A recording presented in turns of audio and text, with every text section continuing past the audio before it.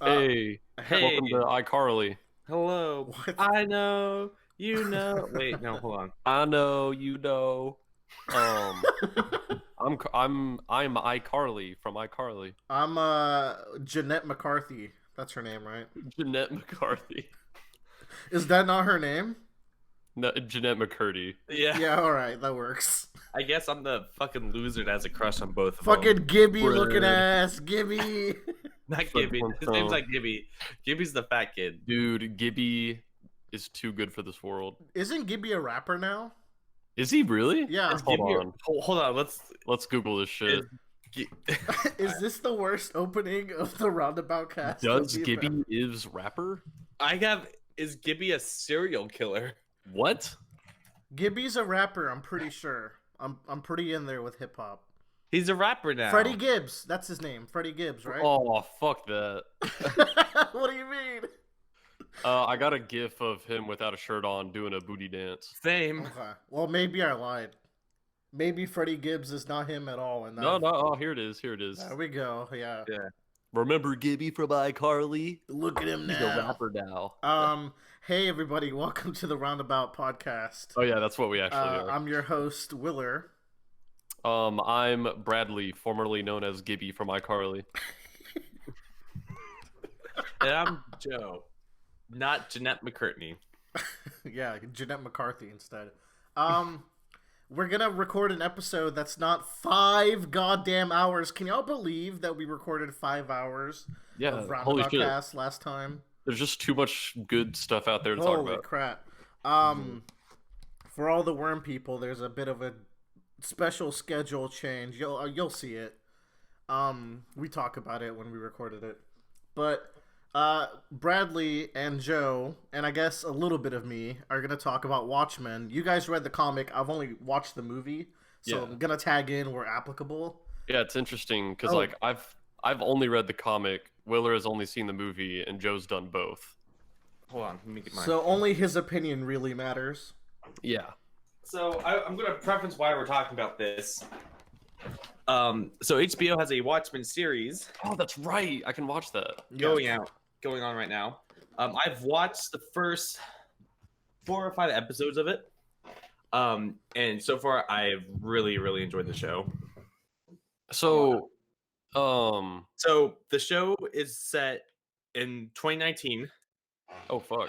In an alternative world, in the Watchmen alternative world, after the entire events of the Watchmen comic book, not the movie. It Holy doesn't shit. pull anything from the movie. It only goes off the comic book. Right. So as someone who knows the ending of the comic book and knows that difference, am I good to go? Like, is there anything else severe that I should know before I jump in? I think you're relatively good to go. There might be 1 or 2 things that, like, if you were watching it, you might get really confused. But like, you can just do a quick Google search because even those details are pretty minuscule. Like, for example, Ozymandias doing genetic experiments and doing all of that. It's not mentioned in the movie. Well, you have his cat thing, but yeah, it's not a big deal. But no, like he like clones people, makes his own people. Well, Yeah. fuck. Yeah. It's a really small like subplot, and like it not even a subplot. It's just a small detail about him, but it comes up in the show, Okay. like incredibly importantly. But yeah, so I read Watchmen back when the movie first came out because like, oh man, superhero movies, I gotta know them all. And I read Watchmen, and everything about it just went over my head. Like, it's Watchmen is a wild ride of a comic. To be Yeah. fair, you have to have pretty high IQ. I guess while we're doing it, I guess I should share my experience with it where I first read Watchmen back in like high school, before I was self-aware. And so I think I wasn't really old enough to appreciate it. I was just like, this is a lot of words. Yeah, it's but yeah, Bradley and I read a comic, and Bradley, you're gonna have to forgive me because I'm not gonna have access to the comic probably for a hot minute because of shit. my iPad. I had to get the digital version. Yeah, fortunately I have special I was about to call it a Tonkobon, but that's only Oh for my manga. god. You've done it. It's You've all entered a of, full weeb. Oh, yeah, that's it's good. all of Watchmen compiled in one volume, and it has like concept art in the back, which is really cool. That's a thick boy. You sent us a picture. That's a big ass That's comic. a big bitch. Yeah. So, Bradley, Hey.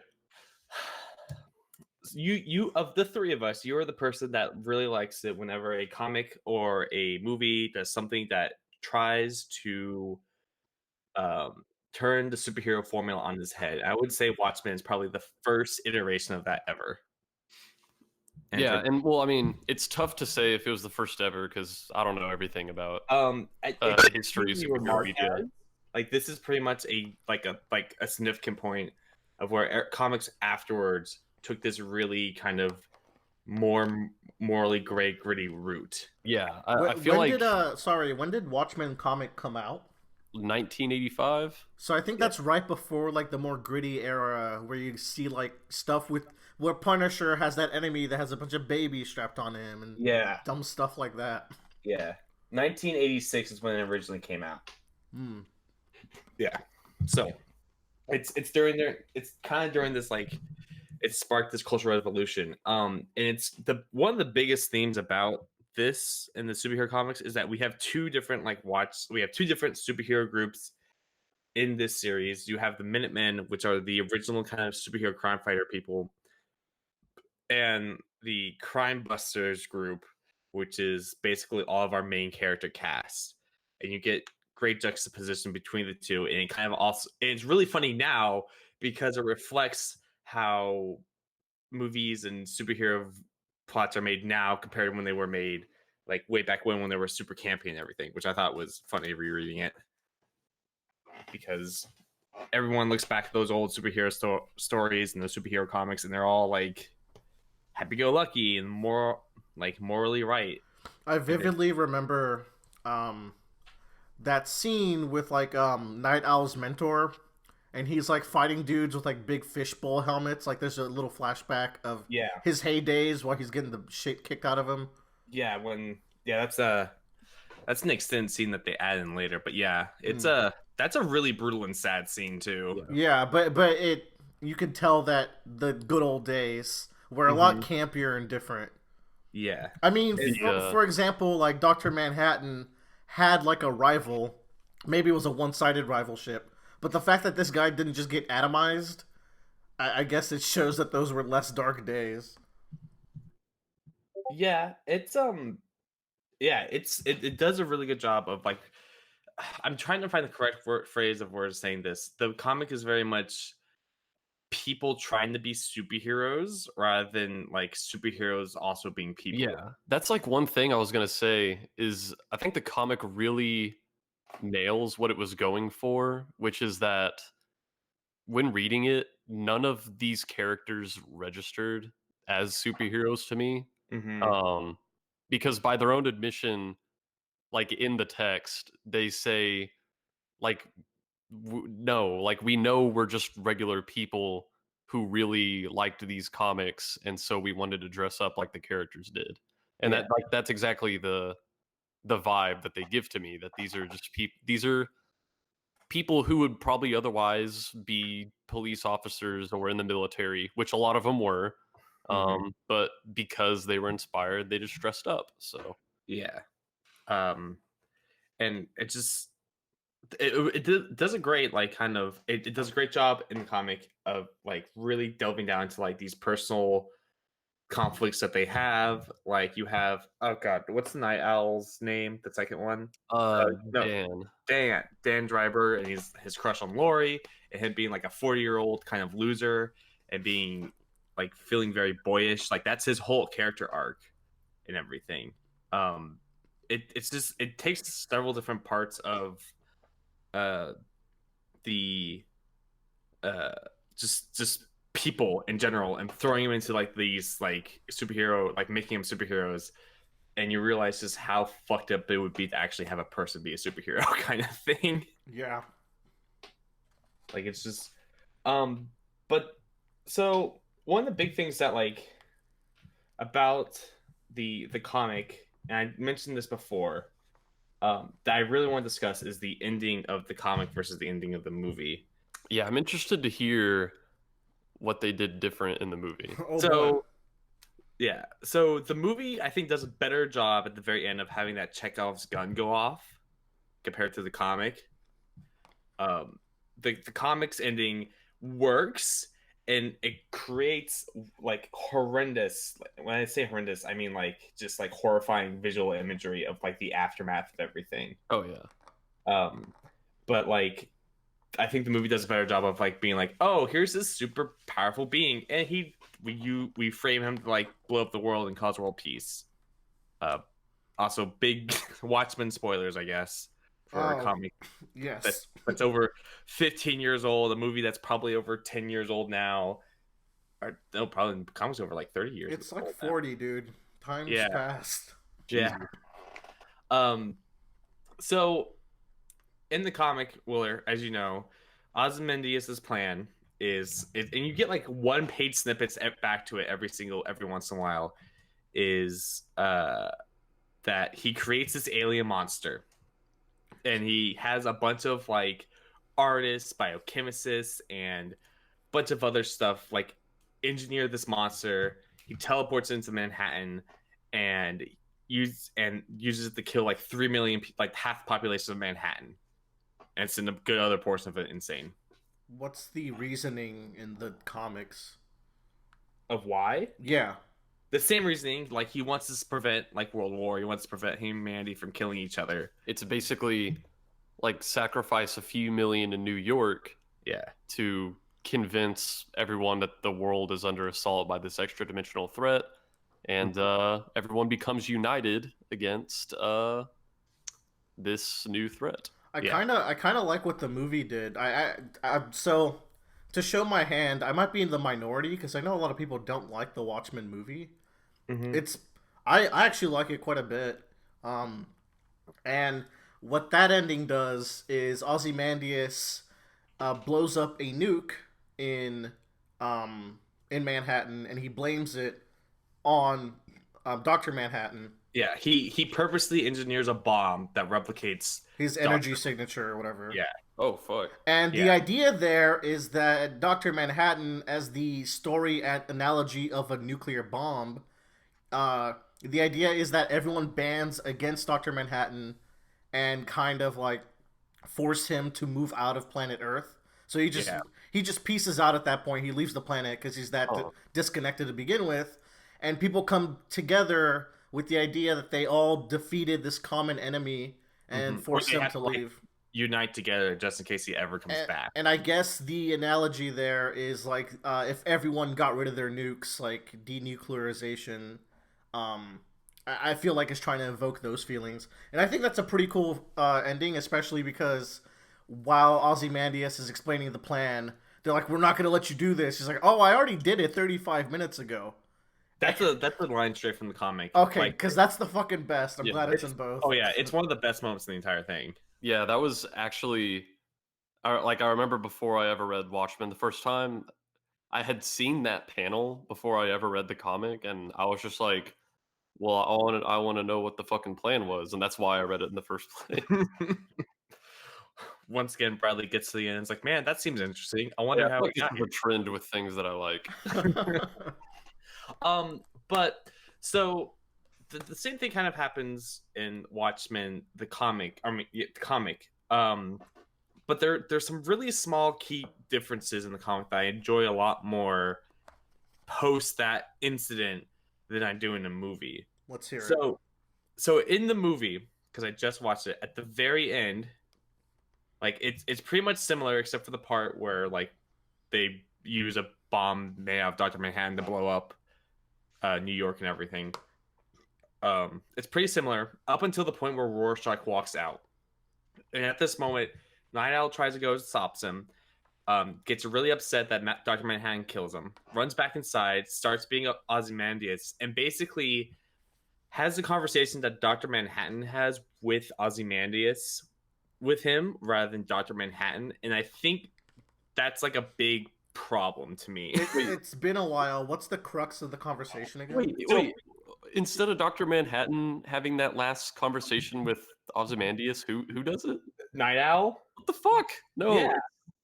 I think what it was happens so is, important that Dr. Manhattan is the one telling him these things. So what happens is after everything happens, Manhattan goes and kills Rorschach. Like that happens either way. Lori and Dan like kind of go off and they like hold each other and they're happy to be alive and they sleep with each other and they're just there to like kind of be appreciative of the fact that they're there for each other, kind of deal. And also like there's a whole other motif about the lovers like embracing each other throughout the entirety of the comic, and it pays off at that moment. But what happens is Ozymandias, while Manhattan's killing Rorschach, goes back up to his chambers and has this meditation. And Manhattan comes up to him and says, like, I understand what you did. I completely get it from a utilitarian perspective. But you've essentially isolated yourself from the rest of humanity. You are now actually the monster that you've taken on that mantle of being that monster. And maybe no one knows that, but you know that. So you have to like carry that weight. Yeah.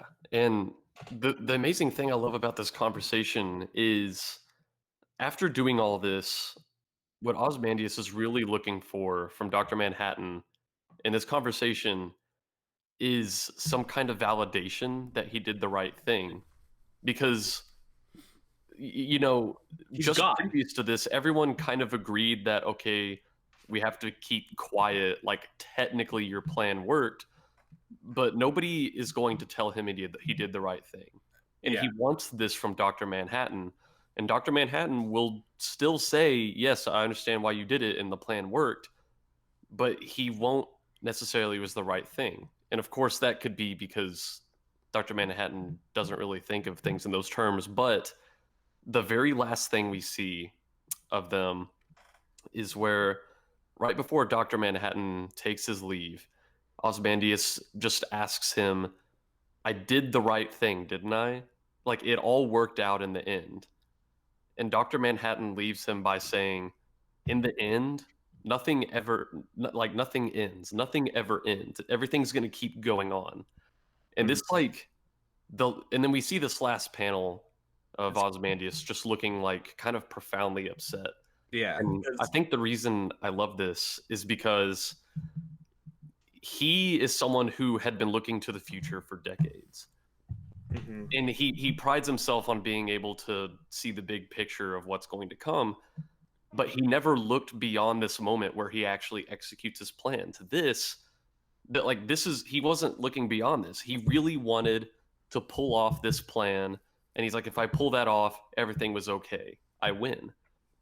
And so basically when he says like it all worked out in the end, Dr. Manhattan's like, no, this isn't the end. Like, these people's lives that you destroyed, they're like the ones who are still alive, who have to miss these millions of people you killed. They're going to keep going on. Yeah. And I think that's what gets me about the last conversation. Yeah, it's very much like Ozymandias is asking validation from God that he did the right thing. Because that's basically the other thing is like, what if God actually existed on Earth? Like, what does that look like? Yeah. Kind of thing. And so, like, he's literally asking the thing closest to God in this universe, going like, I did the right thing, right? I saved humanity. I did what I needed to do. And he's just like, I mean, yeah, it worked. That's about it. Yeah. Like, and I love you, like, bringing that up where he's basically asking for validation from God, because like the page or two before that, Dr. Manhattan is literally walking on water to help sell this image of him. Yeah. So it's kind of perfect. Pretty intentional. So what happens to Manhattan at the end of the film? Or sorry, the comic. He leaves. He's just, because everyone assumes that he's on Mars, or like he's gone now. Like he already, like that whole like the movie is pretty much a 1-to-1 recreation of the comic book until the very end. Pretty close to it. And so like he has a whole freak out in the movie theater, or not in the movie theater, in the TV studio and everything. He leaves, he goes to Mars, and so when he comes back, he talks to Ozymandias. It's like, I kind of understand life a little bit better now. I think I'm going to give my shot at doing that, so I'm going to go ahead and leave and go and do that. But you do you, and just leaves. Weird, but I guess it's not out of character. No, like it makes sense from this perspective, because you have the other thing about the comic. I think the comic does a lot better is sell the Lori. Lori in the movie is very plain and very boring. I think Lori in the comic book still isn't the most interesting character, but she has a lot more conflict and a lot more issues going on in the comic book than she does in the movie, and it's presented that way. She seemed pretty conflicted in the movie. She's got a lot of issues. Yeah, and I think part of that too is there's a lot more flashbacks to the comedian and what he's done to her and everything, their relationship between each other, and the conversations between Lori and her mom and the comedian. Right. Like it's built up a lot more into Interesting. her. Yeah, I already thought that was pretty well done in the movie. So if the comic book expounds on that, that would be even better. But yeah, like it took me like the 2 chapters that always confounded me the most in this comic when I first read it was the first chapter that focused primarily on Dr. Manhattan, where he's on Mars and he's experiencing everything at the same time.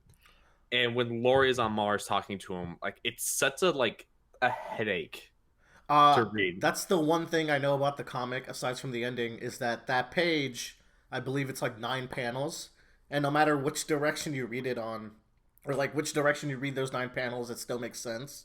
Yeah. Formatting wise, that seems like the coolest thing technically in the book. Yeah, like it's like when I got to that chapter, like I just remember like as soon as I realized what was going on, I was just like, this is really confusing at first, but like it's still really cool.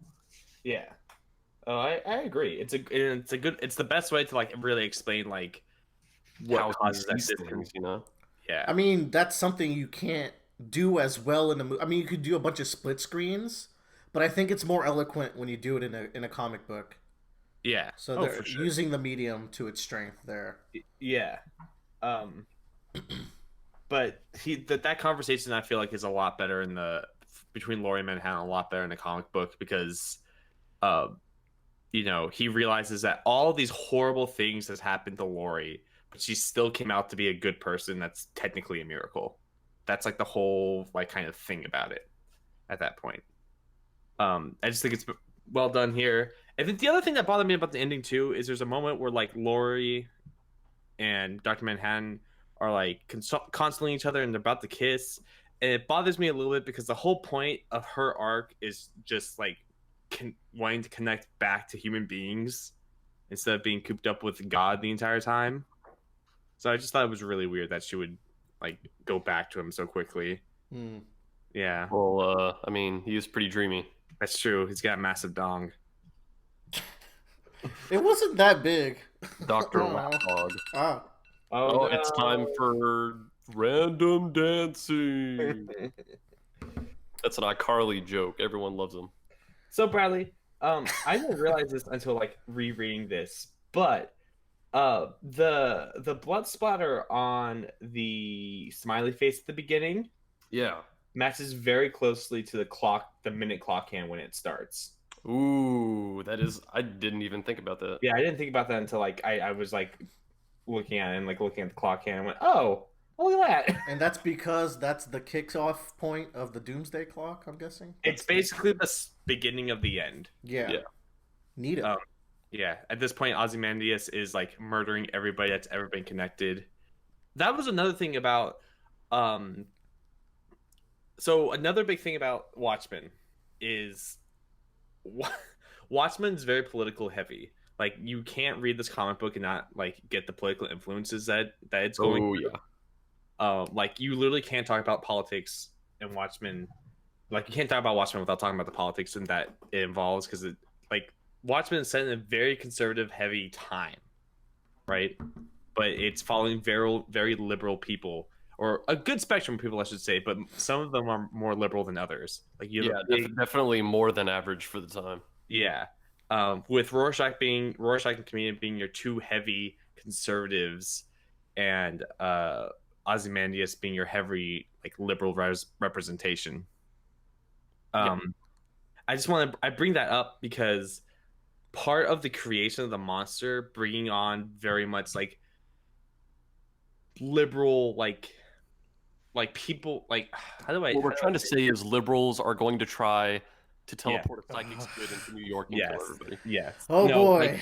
Like Ozymandias recruits like liberal stars, I would say. Like that liberals would idolize in terms of like scientists and comic book writers and artists and like he wants to prove their powers combined can create a better world, and then he murders all of them. Yeah, and then even then, like all those kind of people you were talking about that Ozymandias gathers, like Rorschach even like kind of expresses his distaste for them. He's like, well, I mean, all I need is a guy's hand, and breaking his finger will get me whatever I want. Yeah. Liberals in the streets, they're dying. Yeah. But I just think that's interesting because so this is where I shift gears and segue into the TV show and talk about it for a little bit. You've tricked us. I have. In the TV show, instead of Richard Nixon being elected president for so long, Robert Redford has now surpassed Richard Nixon and has been elected this entire time. What we're talking like 16 years, 20 years? So, well, it ended, I think so. Something like that. Over that, probably maybe closer to 30 because it's set in 2019. Oh, yeah, actually. Yeah. But because of that, the idea now is that they're living in a heavy liberal society.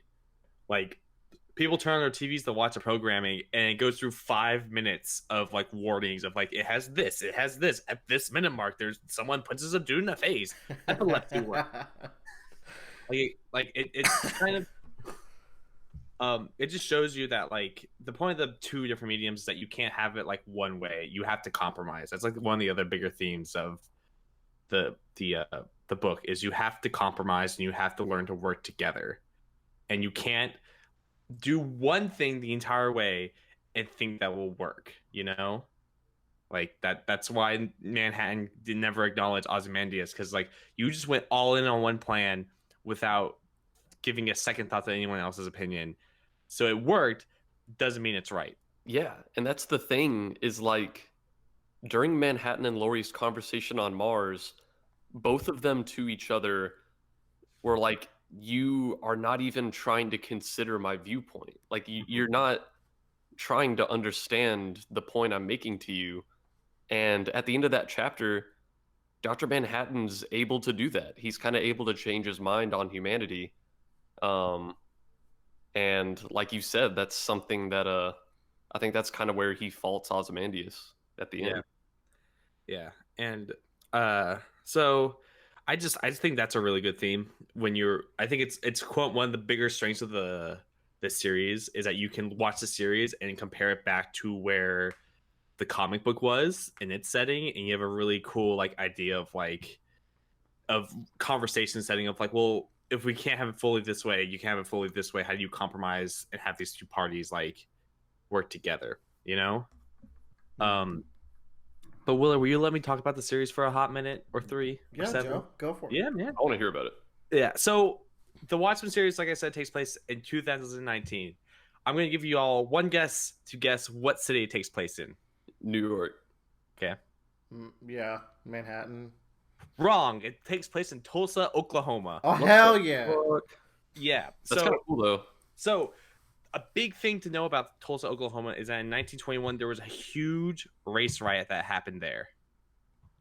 Tulsa, Oklahoma used to be known as like the Black Wall Street, where it was like a big black community. It really grew, got really popular. The BBC, big black community. Yes.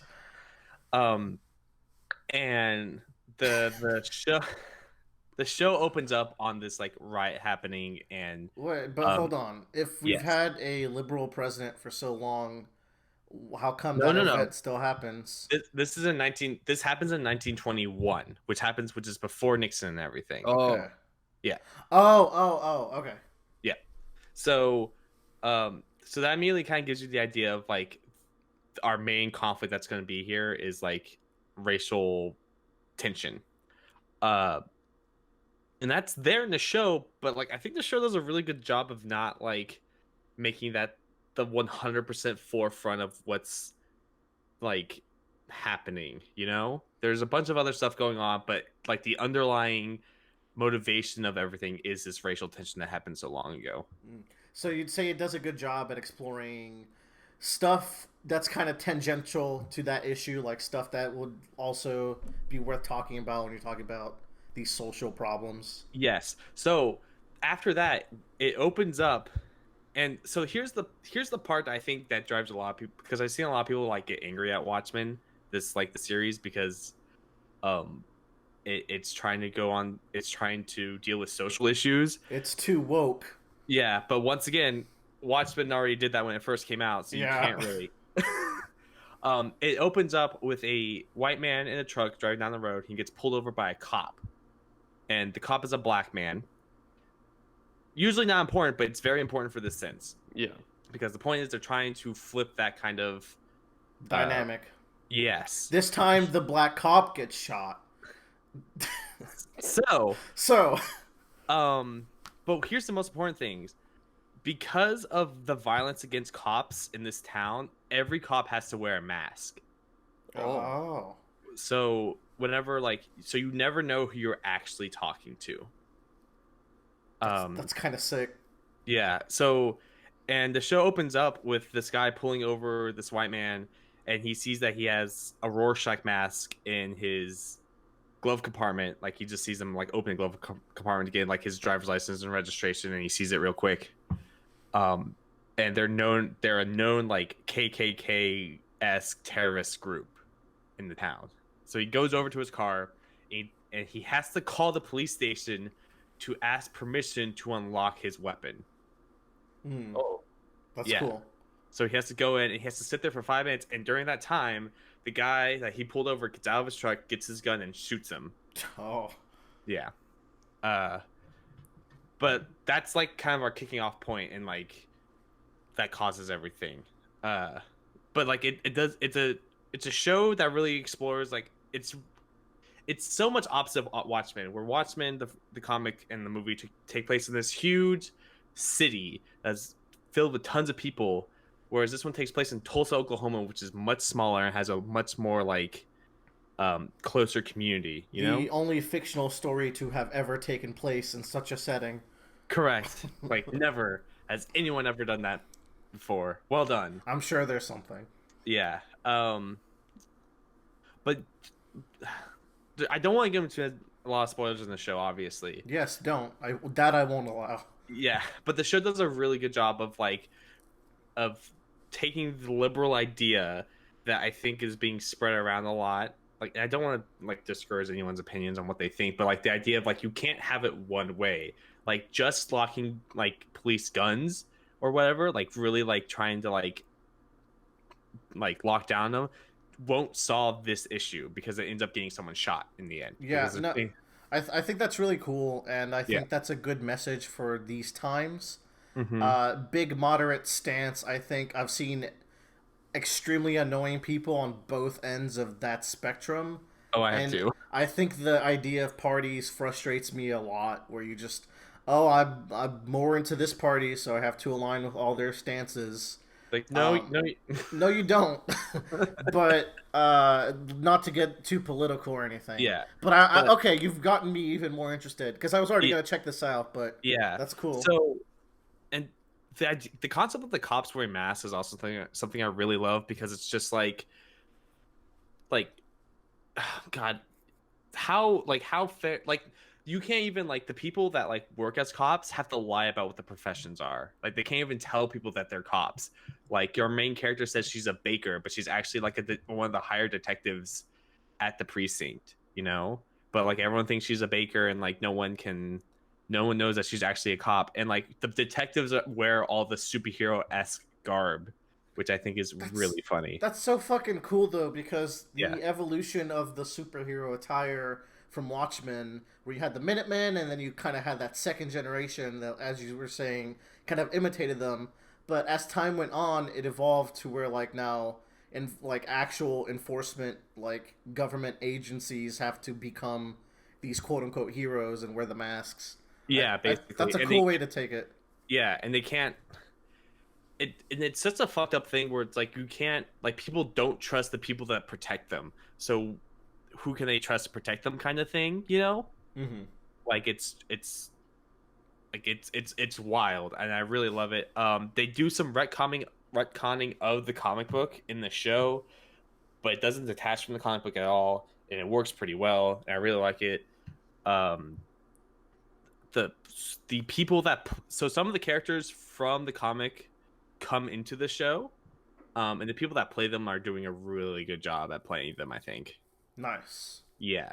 Well, I there could only be one then, because if it's that, I mean, they could be really old, I guess. They're old. Okay. I mean, Manhattan's somewhere out there in space, I'm sure. Mhm. But Just waiting for that last season to come through. Yep. But I think it does a great job of like expanding on the ideas of what like Alan Moore was trying to talk about, and taking a very creative direction, and really kind of like, can you trust the people you're supposed to trust, kind of thing, Who watches the Watchmen, right? That's Yeah. a big tagline. That's a big theme. But I really enjoy it. I'm pissed because we got rid of cable, so now I don't have connected. I'm not connected to HBO now. Ooh. Get fucked, Joe. I don't know what I'm going to do, because the last episode I watched was this episode that was entirely in black and white, and it was so fucking good. And I wanted to see what happened next. And Tell you what, whenever I start it, you can borrow mine, which I might Oh. I might start it soon. yeah, but like I really recommend checking out Watchmen. If you're going to like go in, I strongly suggest before you go in to like read the comic book if you haven't read before. I can't recommend you reading a comic book, Willer, because I have trouble reading it, and if I have trouble reading it, I don't think you'll be able to get through with it. Like, it's like Wait, what does that mean? I read more. Miller is illiterate. Stop! I can spell. No, no, it is. Yeah. There are moments like Joe was talking about where it's like you'll be like there will be a scene that takes place in the present, but then randomly one of the panels will be of something that takes place in the past, and the no text on delineation. that panel is an excerpt from a book that is Yeah. unrelated to either scenario. No, I'm not watching it. One, because I don't really dig the art style. Two, not that into comics. Mostly, the Marvel DC stuff I'm not into, but just in general. Yeah. Manga is the only good medium out there, so you know me. But yeah, Oh. I'm good with just jumping into the TV Yeah. show. I think. I think you'll be fine. And like, once again, if like you look at something like, I don't understand what's happening here, like, just I probably know it, or Bradley probably knows it. One thing we didn't talk about, Bradley, is the Tales of the Black Friar, which is the biggest difference from the comic book and the movie. Yeah, so are those excerpts even in the movie? They're in the extended version that I watched. They are in the ultimate cut, yeah, that I also watched. That's 4 hours long. It's not 4. Shut up! No, it's not. Yes, it is. Are you serious? Well, I watched a cut that was not 4 hours, but it also had those excerpts. So I don't know. You're making shit up. Anyways, let's see. If we're gonna talk about the Black Freighter, yeah, I just want to know what your opinions on it, because I think I have so many mixed emotions about the Black Friday, because I think it's really cool, but I also think it really kills the pacing sometimes when they show up. So. Yeah, for like, because the thing is, we get excerpts of it throughout the story, just kind of interspersed through chapters, and like there would be times where there's like a really intense conversation going on between characters, and then like little passages of it come up, and I'm like, do we have to do this right now? Yeah. But I think by the time we got to the end, I actually really enjoyed it, because this character in this pirate comic that we're kind of following, I think his worldview kind of serves as a warning to like the characters in our story, kind of like Rorschach and stuff, where this pirate in the Black Freighter story, he's not a pirate. He's a nobleman from that's important because he's trying to stop the pirates. Attacked by pirates. Yeah. He sees like just all the horrors of the world. He sees death, people attacked, and he has to like make this raft out of corpses. Basically, he's like seen the darkest that humanity can be, and because of this, his worldview kind of gets blinded, and when he makes it back to civilization, he sees things are normal, but his view of the world now is so warped that he like can't believe things are fine, so he defaults to murdering these people, assuming the worst. Yeah. And I think that's like an exact parallel to Rorschach, where in his early life he has seen things at the worst they can be, and in his pursuit of justice has done like monstrous things to people. Mm-hmm. And I think the parallel applies to more characters than just Rorschach, but he's where I saw So it the most. counterpoint, I think it's basically a 1-to-1 of Ozymandias. Yeah, From I see it what I there. watched in the movie, I thought it was about Ozymandias as well. Yeah. Yeah, I But think it's there too. yeah, I don't know. Because the idea behind Ozymandias is because he has that whole thing about like how he is the smartest man in the world. He's the only one that he feels like he's the only one that sees the big picture. So he feels like he's the only one that can save the world, you know? Taylor Hebert looking ass. Yeah. Yeah, and the character in the Black Freighter also feels that way. Like he's like, Yeah. no one knows that Like, they're coming. He's No like, one if I knows- don't make it back home, no one's gonna save them. But Yeah, but fucking me, I surprise, have to they do it. were fine when he got there. Yeah, and like he uses the dead bodies of people to like get to his destination, like Ozymandias. So right, Yeah, and that's So- exactly what Ozymandias does. yeah. So it's like that, and like I think it's a like when you're reading it, you don't understand what the fuck is happening during the entirety of your reading. Like, okay, I can understand why this like there are portions that relate directly to what's happening like on screen. You can like, okay, I get the one for one. But looking back, you realize you're really getting into it's letting you, it's subconsciously letting you know what the mindset of Ozymandias is and why he's crazy. Yeah, So And, you're on the same page as the author is by the end of it. And if I want to like throw in some really cool imagery here, one of the kind of like interludes between chapters is where we kind of learn about the history of like these pirate comics and the setting. Oh yeah, that's right. And that black ship that shows up in the story, it shows up in a lot of that writer's pirate stories where basically it's just full of like these monstrous people, and a running theme in the pirate stories is someone like being corrupted into doing a horrible thing, Mm-hmm. and they join their place among like the pirate crew on this black ship.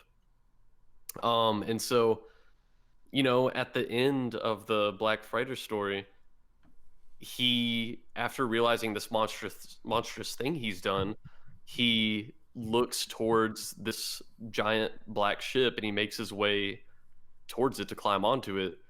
And that very last panel of Ozymandias, which you posted like in our mid chat Yeah. channel, Ozymandias is turning away from this world and he's looking at just a big shadow of himself.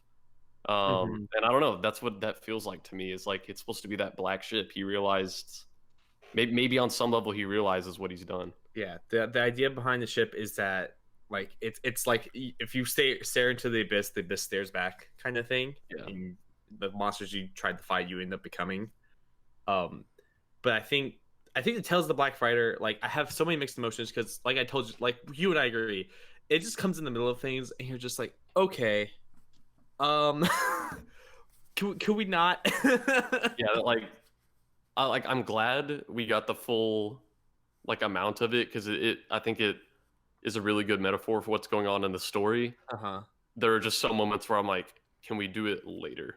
Yeah. If we Bradley's really resistant to pacing, so if even he has problems there, then I could tell Yeah. like there's some points where it's really not now kind of points. I can handle really shit pacing. yeah. But holy crap. It also doesn't help that sometimes like the text that is happening in the Black Freighter is between speech bubbles, and you're just like, Yeah. what do I read first? What? Yeah, like there's a speech bubble at the top of the panel, a thing from the Black Freighter, and then below that is another speech bubble of someone else talking, and you're just like, so your brain has to constantly switch back and forth of like what you're reading. Masterpiece of the comic book medium, huh?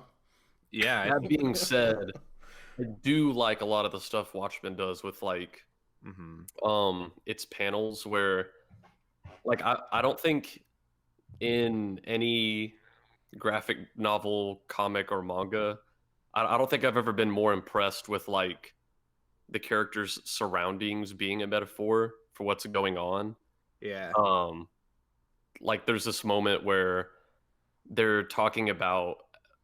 I think one character like makes an analogy between them walking through the ice and like their morals, Mm-hmm. and then shortly after, like they almost like slip and go sliding too far.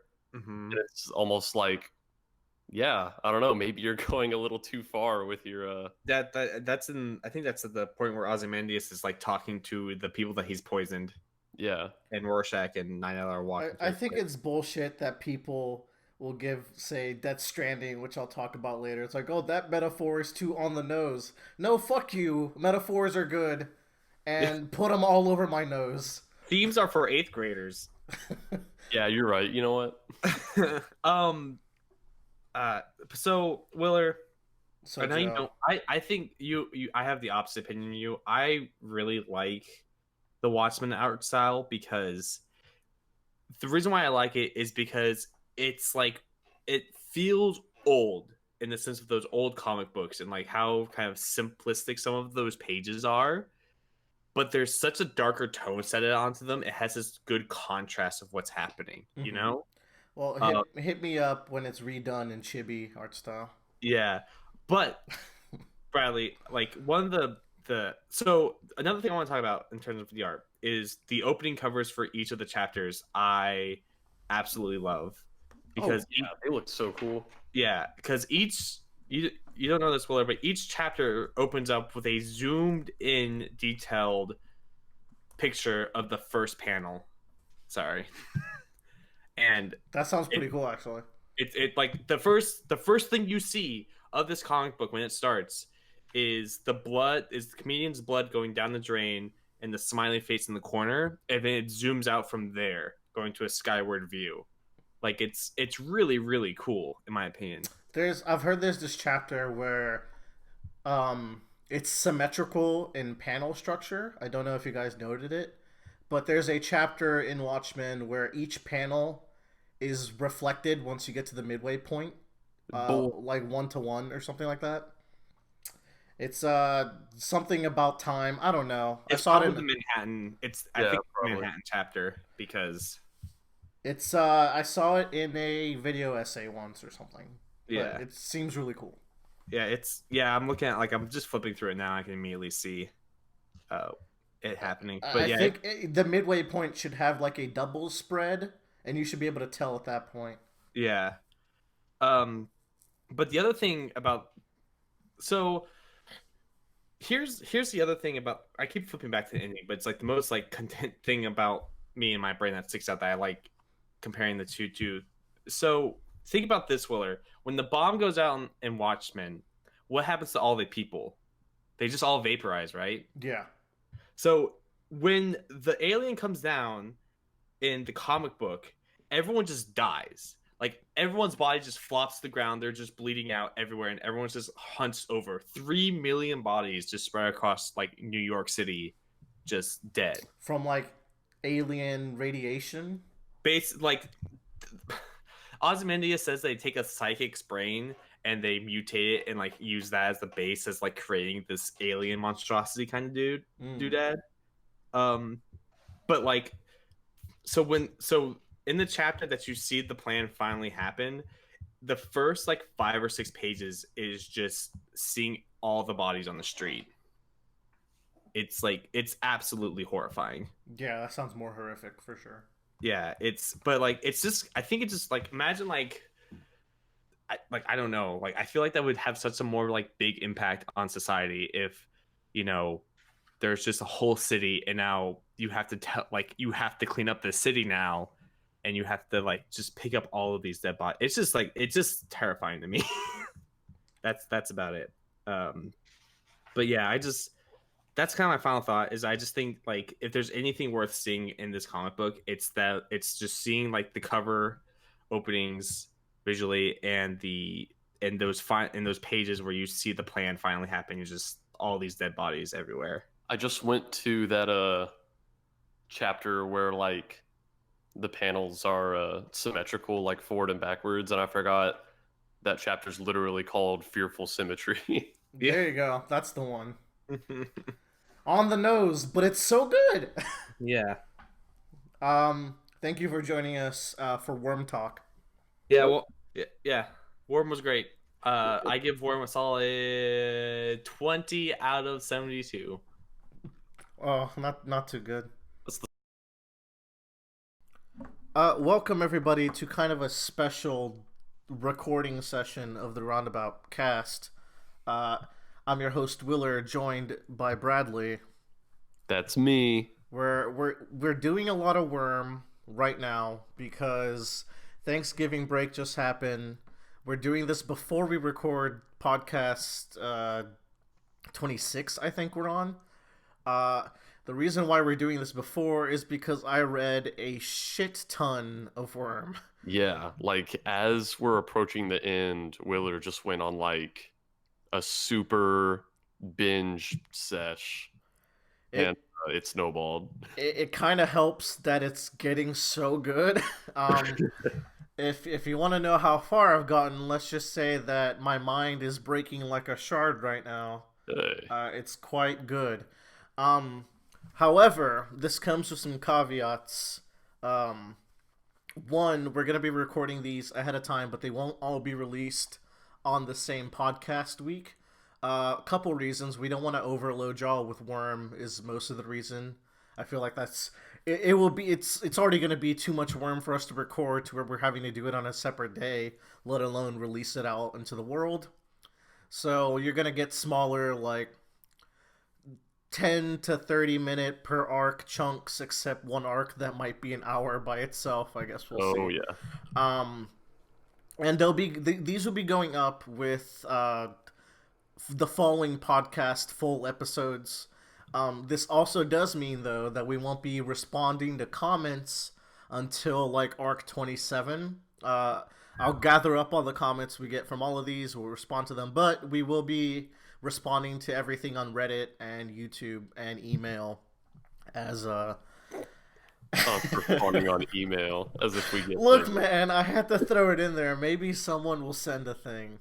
The ever-running joke. roundaboutcast@aol.org. That's super not it. It doesn't even matter what it is, does it? If you know, you know. If you know, you know. And I know none of you know.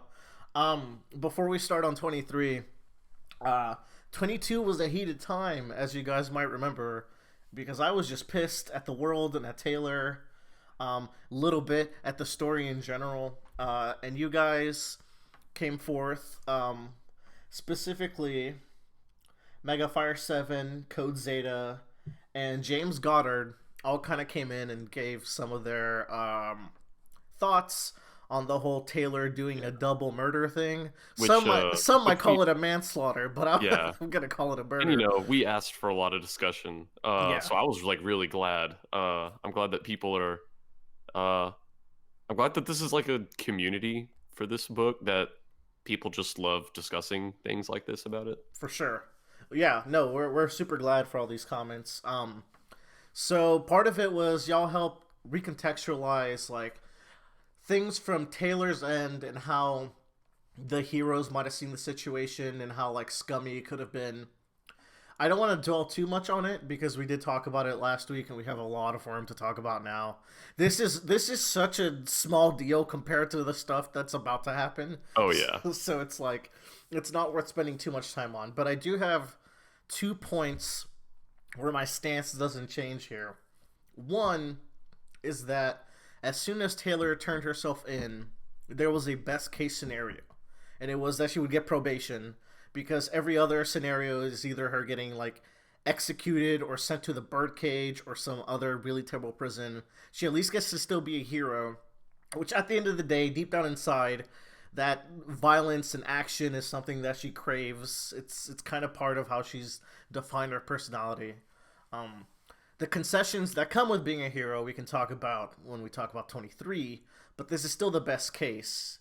She gets that rewarded kind of to her after doing the double murder, which, in my opinion, it's like the universe just kind of worked out in the best possible way there. She even got tagged out of the picture, which was something that she could have bent for.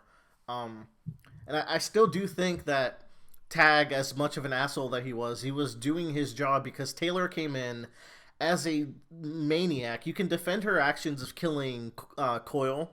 And I never had any problems with her killing Coyle. I was like, yeah, that makes sense. You go, girl. As much as it'll fuck her up in the future, she was super justified. I don't feel that way about this one because she comes in, she's a person that will rip out eyes and put maggots in people's eyes. Just a lot of weird eye shit. She will almost kill Triumph as well, but go on. I think like the line in the text that like I think kind of firmly cemented my position on what Taylor did at the end of 22. And to be clear, my position is kind of like I think what she did was wrong. She did a bad thing. I can see how someone in her situation would do that. Totally. But I think like the part of the text that kind of made me feel this way is where Taylor herself, before she passes out, is cognizant of what she's doing, and she says, I could have called the bugs off, but I didn't. And then she starts to do the thing where she is like, oh, well, this is for the greater good. And then she's like, actually, you know what? No, it's not. This is revenge. She knows what she's doing. Yeah. And if it's not clear, my stance is not Team Taylor. In fact, I kind of hate her guts sometimes, but I'm super fascinated in her journey either way. Yeah, that's where I'm at. It's just exhausting, like I said last time. My second point. Go on before I get to the second point. Yeah, I was just like, the first time I read this book, I was like, super Team Taylor. I was little boy Brad. And I was reading this book like a motherfucker. And I was just like, oh yeah, I like her. She's the protagonist. She's cool. And then I don't know. I don't know what it is. Just maybe rereading the book or being in like more of an adult now. I'm like, holy shit. Maybe coming into this with stories like Breaking Bad and Kill Bill, where the main character is not necessarily the best person. I've grown used to stories where the main character does not deserve that much sympathy. And that's like, you know, between like my first reading and subsequent readings, like I consumed a lot more media that is similar to Worms, so like it kind of flavors my rereads, and I can be like, oh, well, I feel different about this now in a good way. It's the same way where I was like, and as far as understanding what she did and why she did it, I totally can. I still think she's a piece of shit. The same way I said, like, oh, Regent is pretty culpable for all the messed up shit he did, even though I can understand all of it. That's just I have a stance where it's like, I can understand where you're coming from, but you have to be a good person today, in my eyes. And I have to extend that to our main character here, despite the fact that being the main character, you're kind of molded to kind of be on her side a little bit more. Yeah, and it's funny, because like all that stuff we just said, like the past 2 minutes, like if you were to replace character names, I've probably seen like the exact same thing said like on the Breaking Bad subreddit. So yeah. It's funny. The second main point was just that, so she kills Alexandria and Tag, and we could argue forever about how much others felt justified in that, like how much the other heroes, like why they were so lenient on Taylor because they kind of saw how fucked up Alexandria was being and Tag was allowing it to happen, yada yada, right? But I think my point here is, say a lot of people wouldn't agree with, say, President Trump's actions, right? Yeah. Someone might. I gotta put my head down as I say this because there's snipers pointing right at me. How do you get the red laser pointing in your window? Let me finish, sniper. So say someone kills the president and they have these super justified reasons. That's all cool and all. You should get thrown in a fucking cell because you're a terrorist now. Like, Yeah. America does not negotiate with terrorists. Most countries shouldn't. And as a result of that, it's like, I feel like Taylor got such a slap on the wrist for killing big figurehead figures of the world. Yeah. And I this think doesn't just extend to president. It could go for like governor or a military chief. Like, you could be justified. They could have been bad people, and I don't think what they're doing here is even as close to like some of the stuff that people would actually assassinate a figurehead for. But it's like, the point is there needs to be a repercussion and an example set, and Yeah. that's kind of where I draw. But go And on. I think that's like the exact thing that Tag was warning about too. Because during their discussions, she's like, okay, I'll do this, I'll join you, I'll help you, but you let the Undersiders have free reign of the city. And he's like, not only am I against that, even if I was willing to do that, that sets a dangerous precedent that other villains are going to try to want to take over cities. And then, Taylor doing this action and getting to join the wards, what kind of precedent does that send? Like, Yeah. people can do, villains can do birdcage worthy crimes and then just be like, oh, well, end of the world's coming, I can just join the Protectorate if you let me go. Yeah. Yeah, that's a good point too, and that's becoming more and more relevant. I think that's good on 22. It happened. It just like, I could confidently say that like what's coming next is really cool. I'm super for it. Some of the stuff here is addressed. Some of the stuff here, my opinions are reinforced. It's just one of those things that'll never sit right with me. But Worm is still like, I can confidently say it's like my favorite book and maybe superhero fiction period now. Dude. Just don't worry, guys. I'm loving it. Yeah, I we're do on, have we're my on the critiques team. though. Yeah, I'm not on Team Taylor, but I am on Team Worm. We're on team all you guys. I guess. Yeah, there you go. We're all in this together. We're all in this together. Just a bunch of entities floating around. So okay. Arc 23. We spent 12 minutes almost talking about 22, but Jeez. maybe we won't even talk that long But, for 23. yeah, that was comment discussion. So yeah, it was good. That was healthy. 23, the main theme of it, I think, is like the way that Taylor has to deal with changing the way that she has trained herself to be a cape, where she had free reign to be violent and give all her impulses control. While here, she has limitations that she doesn't understand and struggles to cope with. And I feel like the people giving her these limitations, they're mostly right for it. I feel like they give really compelling arguments to why Taylor needs to just chill out. At some points, though, I can see where she's coming from, and she has some good points as well. So I think there was a good balance there. I think Taylor is still mostly in the wrong here. She does need to be humble for a bit and fix her image before she can really get to doing more effective things, or as she puts it, not just being Butterfly Girl. But I think it's part of the process, right? Like, yeah, you're getting a slap on the wrist. Please just play along. Like, you don't have to fight us on everything. yeah. I really love how we kind of get to look at like the clashing ideas between Taylor and the PRT on how these things should be handled. Because I think you're right. I think they both kind of have points where Taylor gets working with them. Taylor kind of gets to see why the wards probably lose so much. They have all these limitations. There's protocols they have to go on. You can't do this. You can't do that. And she's like, oh, well, if you guys just didn't have rules and you were just as violent as possible, you could win every time.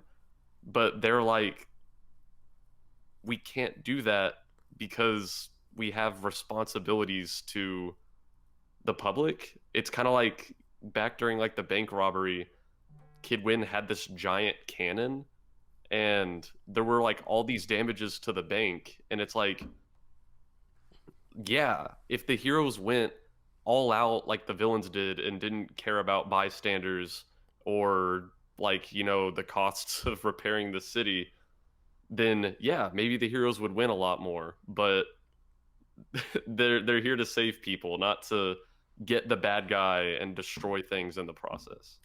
They're kind of fighting a war and not just fighting battles. You Yeah. know, they have a reputation to keep in mind, and they're also fighting the battle of being capes. You know, like there's been a lot of undercurrents of like if we fuck up and we show humanity how terrible we can really be, there's gonna start being some uprisings like anti-cape sentiment and civil wars over this, and all the innocent people are gonna get murdered by us because we're actually monsters. So let's keep it low, like let's keep it down, let's keep it civil, and I think that's really important.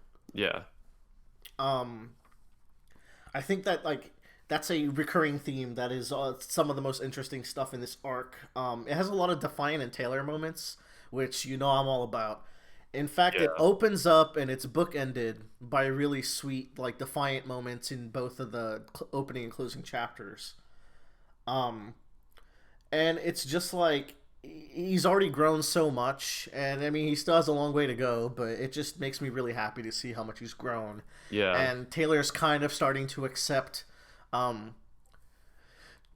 his help or maybe his kindness, because he's really extended Taylor the largest olive branch, you know.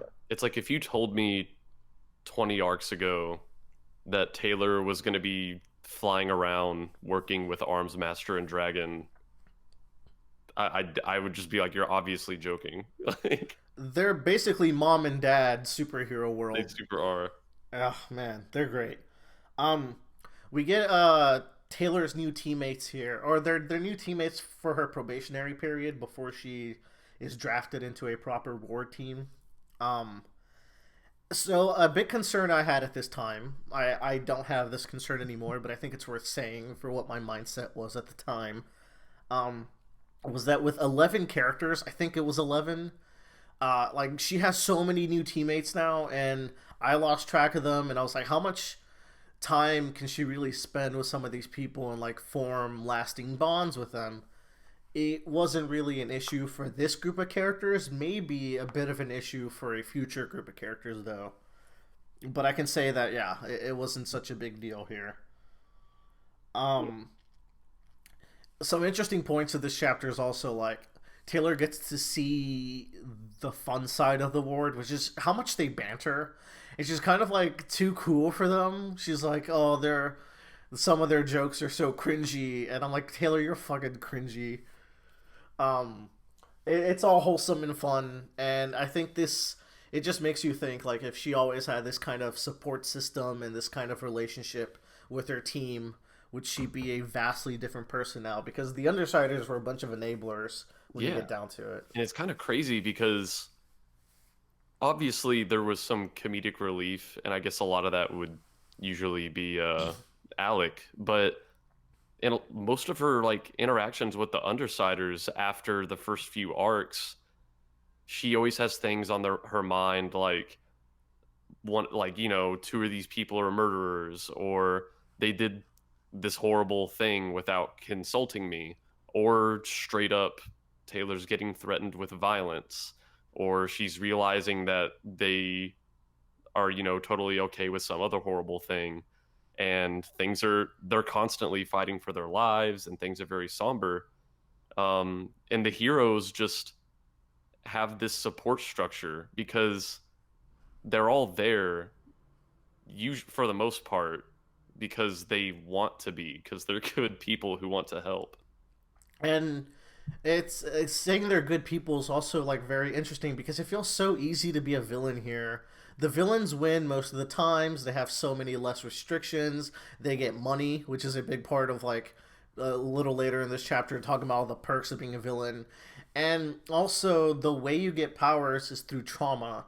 So like from the offset, you're starting off at a negative. You're starting off with a warped mental state as soon as you get your power. So it's really admirable that these heroes are here and they're doing their best and they're fighting these horrifying foes sometimes. Yeah, it really makes me admire the heroes just that much more. On this kind of line of them bantering, Taylor at one point explains the cops and robbers mentality that Tattletale has brought up a couple of times, and it's kind of how the villains see this whole thing about good guys and bad guys. And I found it interesting that it didn't really click with any of the wards or the protectorate.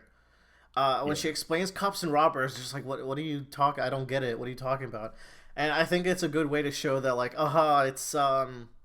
it's kind of like a cheeky game for the villains when they're fighting good guys, but for the good guys, it's like, no, you guys are just assholes. This is not a game. Yeah, because like from the perspective of a villain, they might not necessarily think what they're doing is all that bad, and the people they're fighting aren't usually trying to kill them outright.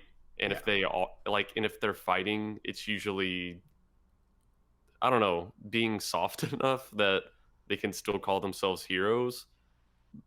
And so that's why I think villains can have that mentality. But the heroes are up against people who make monster dogs and sting you with hundreds of hornets and Body possess and you. do this like unprovoked sometimes. So like of like the heroes definitely do not view this as a little cops and robbers game. Yeah, I really like that point. It really makes you recontextualize things from their side. Also, it stacks on with like the therapy sessions with Yamada that the wards had, and all the whole of Arc 9 and all that. Um, I don't have much to say about uh, the third chapter here, but the fourth one is the one where Taylor is with the group of children, and she Yeah. makes this elaborate game to kind of get. It has a couple of effects.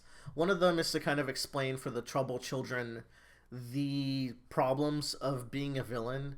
And I thought this was really cool to hear from Taylor, that she's at least considered that like the villain life is so dangerous, and she says a bunch of times that at the end of the day it's not worth it.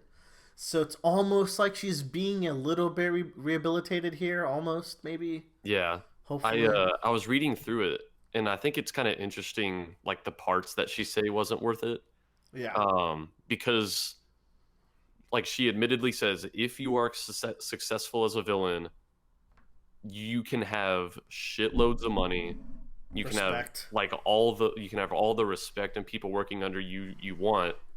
She's like, despite all that, I don't think it is worth it. And she said this kind of for two reasons. One, just because like it's kind of like winning the lottery, where it's like technically you can do it, But you have to but win so many dangerous battles. yeah, you can only win so many times. And she said getting all that came at the cost of like losing connections to people she cared about. Yeah, And she said that is just not worth it. I really like that, because at the end of the day, and I want to believe that this is her true emotions, is that like being a villain, it all started because she wanted friends. She only hung out and stayed with the Undersiders for so long, mostly because they filled a void in her life. And I like how when she thinks back on it, she's like, I wouldn't do it again, but those relationships are so important to me. Yeah. This is also nice because it lets the more troubled kids shine a little bit. And she's like, oh, an Endbringer's attacking. How many of y'all would volunteer? And there wasn't many volunteers. And then we get the moment where this arc shifts dramatically from lighthearted to just very dark, where Behemoth is attacking now. Oh yeah. And this felt like those moments where like the president is at like a rally and like a Secret Service just whispers something in his ear and he has And he's to like, storm Mother on. of God. Or like in season 5 of Breaking Bad, there's the scene where Hank gets really bad news Yeah. while he's like taking pictures with like a young girl volleyball team. It's one of those moments. And Behemoth, man, I wonder what he can do. I wonder. We'll talk about it shortly. This interlude might have been the biggest plot twist in all of Worm. Yeah, I was so ready for you to read the first few paragraphs and see who the point of view was, because I was This shit was wild. like, you do not it's Cody, guys. It's Cody, and you do not expect to see Cody here. I think as soon as I got here, I messaged you on the Discord. What?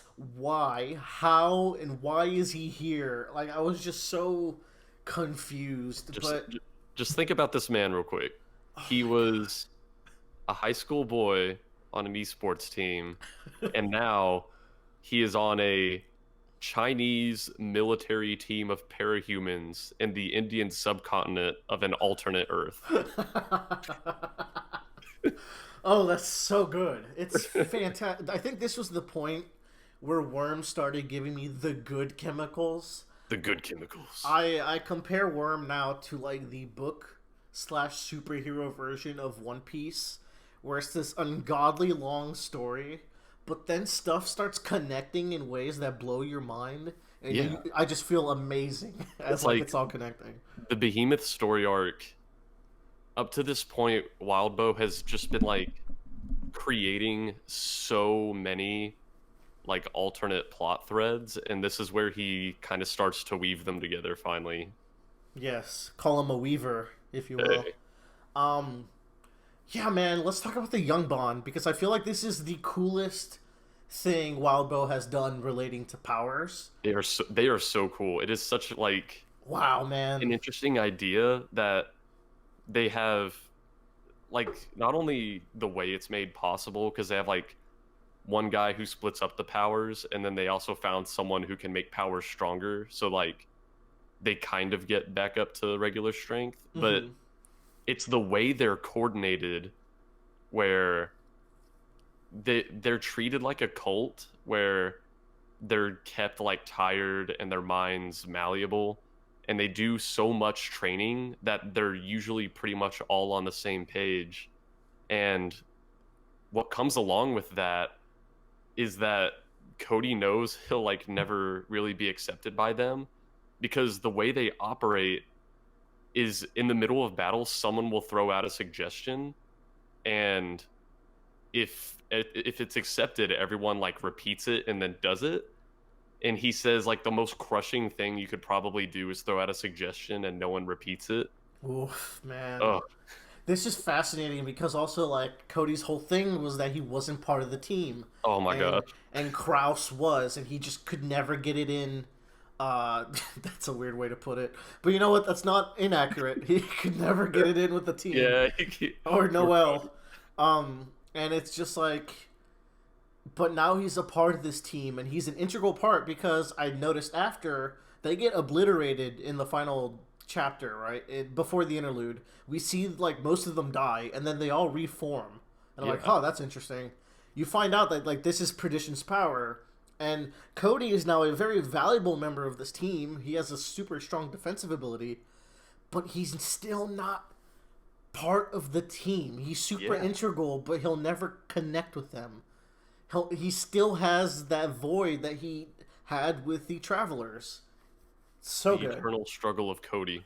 Oh, fuck Cody, though. Tough break, buddy. Motherfucker kills a Cord, which is good, because I fuck a Cord. I'll say, my favorite thing about that, and we talked about this when you read it, where he deliberately makes a Cord lopsided just because he knows a Cord would hate it. Oh, Cody, you're all right. But the thing, I love it, this moment before he attacks Tattletale, where Tattletale just tries a gambit. It's complete bullshit, where she's like, think about her. But I think it's funny that that's just bullshit, but also I think it's interesting, like the train of thoughts that this puts him on, because the first her he thinks about is like number 32 in the Yongbon, like the only one who's nice to him. And then he's like, or maybe I'm supposed to be thinking of Noelle, who was like my first love and like kind of caused all this. And then he suddenly like remembers this ringing in his ears, and he thinks of the Simurgh, and he's like, when did the ringing start? And he's like, did the ringing ever stop? This was the line of the arc right here. This was so good. He thinks of it as he's like killing them, right?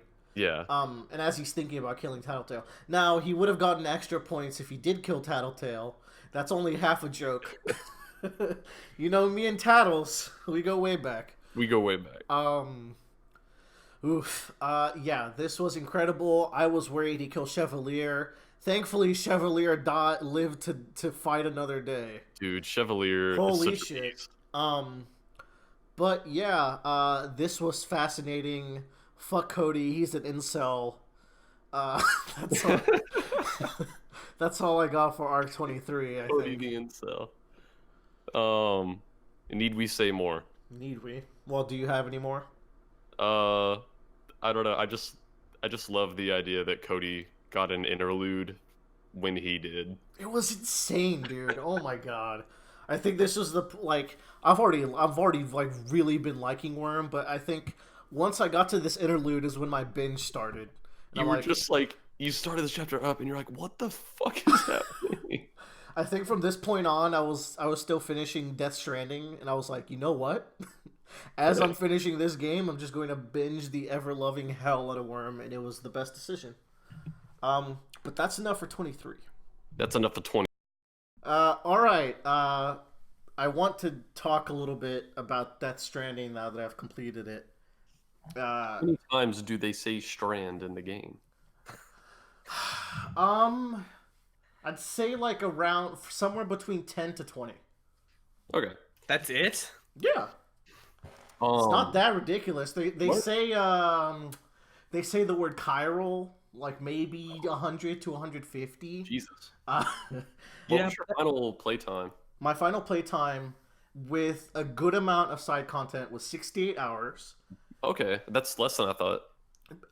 And I That's more lost than every single one of those hours the day after I beat the game. Oh, that's right. So I am omega depressed because I wanted to platinum it. I might replay it because I liked it that much, but we'll see, man. Exploded. It didn't even explode, but I was an idiot. Anyways, Death Stranding is fantastic. I want to open up with that it's kind of a masterpiece, not gonna lie. Just throwing that out there. Just throwing it out there. It's kind of fucking amazing. But I want to talk about some of its strengths, and it does have weaknesses. I'm not sure if I would give it a 5 out of 5 yet because of a couple of narrative things that I will talk about a little bit. The problem is, Joe, are you ever finishing this? I am gonna finish it. Like I'm literally. The thing is, I have this small TV, and I want to play on my big TV. Okay. Yeah. All right. And as you should, because it's gorgeous. The game's so fucking pretty. Maybe I might ask you to step out for like 5 to 10 minutes near the end. Okay. And then I'll just talk about it just to Bradley or something, or just to myself. That's okay. But we'll see. So I think a good way to tackle this game and discussing it is going chapter by chapter, because each chapter relates to one of the main characters, and I think you could talk a lot about the game and its structure and its main characters by going chapter by chapter like that. I considered doing a video essay on this, but as I was going through it, I was like, no, if I really get down to it, this is going to be way too big. I might One day our channel is going to be a video essay channel if we ever get off our ass and feel like doing one. Clearly, we would enjoy doing that, considering how much we like to talk about shit. But Yeah. I might do it on a smaller subsection topic, like maybe just the idea of some of the main themes in Death Stranding, how they relate to the gameplay. But okay, the first character I want to talk about is a character called Fragile, the Chapter 3 primary character. This character is one of my favorites. She basically, so each character in Death Stranding has a deal going on, and I'm going to explain them to you, Bradley. And Joe, you probably got most of them already. None of this will be too spoilery. The character of Fragile, so you know how rain speeds up time in Death Stranding? It's called timefall. Whatever it lands on, it gets sped up. So Fragile's thing is that due to a horrible terrorist attack and a convoluted plot relating to it, everything from her neck to her toe is like old granny body. Ooh. And she has a very pretty face, Lea Sedol's face. But, you know, she's a butter body kind of thing. Oh, God. Which is really sad. It's beyond just like physical beauty. She also says she doesn't have much to live as a result of it. She also has the power to teleport pretty much anywhere, so that's pretty cool. And that's explained. That's a thing about Death Stranding. Almost everything is really well explained. All the inner mechanics of the world are really well thought out. For example, like the question of why don't people just fly?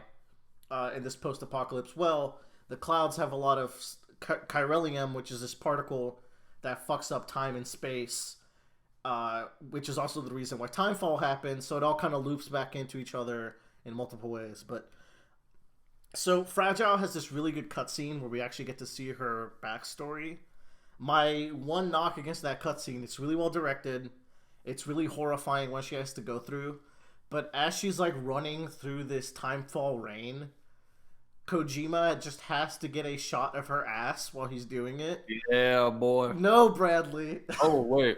She has an old lady booty. Well, no, that's not the problem, Bradley. The problem is, I mean, it's becoming an old lady booty in real time during the cutscene.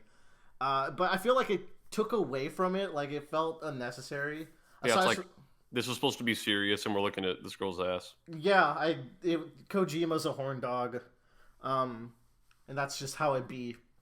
The chapter after that, so chapter 3 is really interesting because I feel like that's when the game starts, and I think that's where Joe left off, because I think I spent 30 hours on chapter 3 or something like that. Damn. You get so into doing the side quests and building the world, because I talked about the multiplayer on our last podcast, and yeah, you could just get lost in it. I know people have spent way more time after going to the subreddit, and it's kind of funny because then chapter 4 is like an hour at most, where it's this really intense boss battle against a character called Cliff that I'll talk about later, but he's played by Mads Mikkelsen. You see him in a lot of flashbacks whenever you link up with your BB, and he's got a really good character arc as well. Chapter 5 focuses on a character called Mama, and Mama is played by Margaret Qualley. I'm sure y'all have seen her, but she's in Once Upon a Time in Hollywood, Joe. Oh. She's Pussycat. Pussyfoot? No, Pussycat, yeah. Pussycat, yeah. And her deal is that she got trapped under a bunch of rubble while she was about to go into labor. And then her baby was born as a BT, which is like the ghosts in the game. And because of that, she has like a weird link with the world of the living and the world of the dead. And it's kind of fucked up. But also, so you have a mission where you have to carry Mama to a certain location. And it's really cool because you don't get to carry bodies very often, but it's really tough when you do. And that's around the time of the game where I got into the Snowy Mountains, which gameplay-wise is maybe the most fun and frustrating parts of the game. Frustrating is a weird word to use. It's more like it's so tough and so draining on you as like a player, but it's so rewarding that it's actually the best gameplay in the game at the same time. And there's a bunch of ways that you can make it easier on yourself. But I won't say much about Mama except that some of the mechanics of how her ghost baby works were a little confusing. That's kind of start to become a theme with some of these characters where they have really good backstories and really good interactions with the main character, but they have weird, kind of weird mechanics and stuff that's not really explained. For example, in Chapter 6, you meet Heartman, who's played by Guillermo del Toro, and he's kind of an interesting character throughout the game. Out of everyone, he treats BB like a tool, which is kind of how the world kind of treats BB, but because he has to do a lot of maintenance on your little baby in your little pod, he ends up talking about BB more than other characters. But his character arc involves BB, and it's really good. But his whole deal is that he was not born. He is artificially created from corpses of cadavers and their organs and stem cells and shit like that. So his whole deal is that he has no connections to the world, and he views himself as not having a soul, where the game has a very Egyptian look at like a soul and a body, a ha and a ka, and that comes through in a lot of characters. So his character is one that doesn't have a soul but a body, and Mama is a character that her body is kind of in between the world because of her ghost baby, and her soul is like kind of drifting. After that, though, you focus on probably one of the best characters, or like the most fun to introduce character, you have a character called Heartman. And Heartman's deal is that he only stays alive for 21 minutes before his heart goes out. And then while his heart is out, he searches for his family in the afterlife so he can finally pass on with them. I remember he was like one of the first things about this game that I like ever heard about. Right, yeah. He was introduced in a cutscene before the game came out. So every 21 minutes he dies for, I believe, a minute, and then his heart restarts, and that's just how he lives his life. And it's cool because you go to his house and you get to see how he's built his house around this lifestyle. He's really into short movies that are like 20 minutes long, and he's into albums that he can play while, you know, he's drifting in and out. And his whole deal is that he more or less, the moments where he's alive, he views them as the downtime, and the moments where he's dead searching for his family is what really matters to him. So he's really interesting, and the cutscene with him is really funny. That's also around the time of the point of the game where the main plot starts to really come to fruition.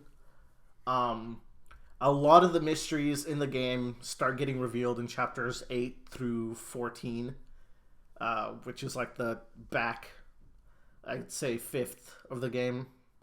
And then finally, out of all of your supporting characters, these are all characters that support you throughout the quest, but you kind of focus on them chapter by chapter. You get a character called Die Hard Man, and he is so fucking cool.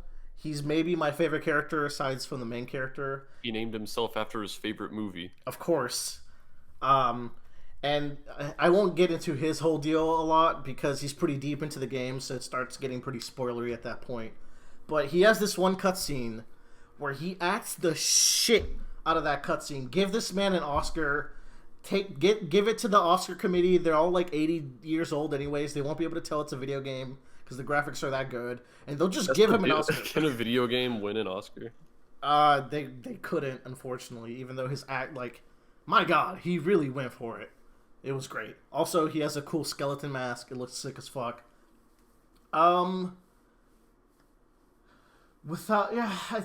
are all your main characters, and as the game progresses, like, you're visiting different areas as you're learning more about these characters, and each kind of chapter has you doing missions mostly for them, and it's a good way to just kind of move the game along while moving the plot along. I thought the pacing was pretty good.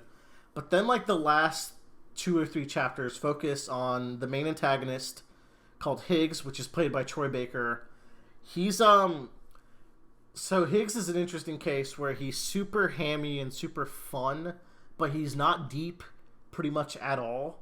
He's a very one-note villain, but he's one of those one-note villains that are just kind of fun to witness. Like, you could see him in One Piece in the early stages and be like, yeah, you're a Don Krieg Arlong type. But even then, like, he has less than them. But the thing with him is that you get to learn a lot more about him in the post-game, which I guess I won't get to learn now that I've lost my file, but he has a pretty tragic past. You kind of get to understand why he did the things he did. The boss fights in this game, that would be a good time to talk about them. They're actually really cool. Some of the reviews were like, I didn't really like the boss fights, but I feel like those people didn't really know how to play the game very well. I don't know. I had a lot of fun. I beat the shit out of him with boxes by throwing them at his face. It was very enjoyable. And then you have like a straight up like fighting game mini game against him, and it completely threw me for a loop, but it was very fun. And then you get to the final like 2 chapters where the shit really hits the fan. And this might be where the narrative most suffers in not explaining its own mechanics. I didn't talk about it with Heartman, but it's never really well explained why Heartman dies every 21 minutes. There's a bit of an explanation, but it's not as robust as everything. Like the world building is really robust and really well explained, but some of the character quirks aren't.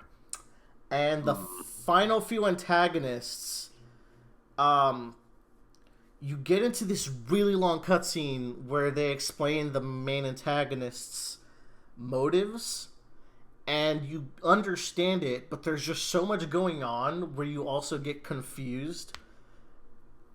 At the same time, though, when I stepped away from it and I had time to reflect on it, I thought it was really interesting. And it was kind of, you had to make a tragic choice near the end of the game. And I thought it was well set up, but it was executed in a way where you were just overwhelmed with information at the time, where you don't even really understand what choice you're making. And I only really got it after I reflected on it. So that might be a bit of a weakness, where like there's just such an information overload near the end of the game. Thematically, the game does some really cool gameplay stuff near the end too. We're like touching on the topic of being stranded, in the sense where you're left alone for a long time, and dealing with a big theme of the game that really starts to shape up near the end is the concept of extinction, and what does it mean? How are extinction events originated? Because you might know that Earth has had 5 extinction events, or major ones, throughout the game. And to show a little bit of this game's hand, the main plot of this game is exploring the 6th major extinction, the extinction of humanity, and what all that means, the morality of it, if there is any, and how it's formed, how are people going to get past it, etc., etc.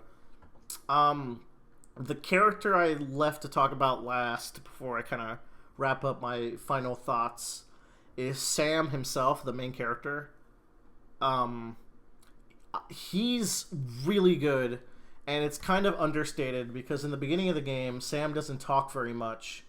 And there's a reason for it. He has a fear of being touched, or fear of being close to people, which is kind of why he's standoffish.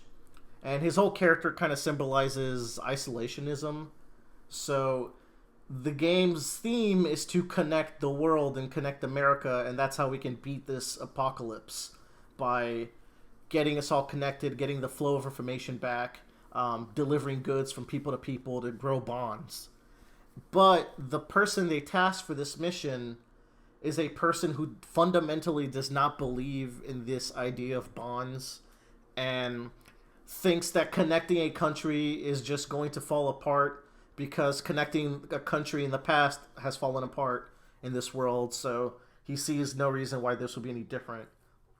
And as you go through your journey, he starts to really connect with, one, his BB, which is very sweet. And then he also starts to connect with the characters that are helping you out and stuff like that. But I feel like the game ends on a really somber tone with Sam. And I really liked it, because characters don't always make a whole 180 change at the end of their story. And I think that's good. Yeah, I kind of like that too. It's a lot to change the fundamental nature of a character. And even going through this big journey, there's some parts of Sam that haven't changed. And the game kind of critiques itself near the end, where Joe, you can stop listening for a little bit if you want. I won't go too deep in spoilers, but just giving you a little warning. Yeah, like, just on what you were saying, like, before we get into like the real meat of it, I really like whenever there are character arcs like this, that a character arc doesn't have to go all the way in one direction. Like, you know, a bad person doesn't have to go all the way good. A good person doesn't have to go all the way bad. A character arc can kind of be lateral, where an aspect of that person changes. Yeah, And maybe even it like doesn't make them better or worse, but it's something different about them. even a 5% change in one direction for a character that's been static for so long, I think is a big personal growth, you know? Yeah. All right, Joe, I hope you're gone, because I'm going to get into it.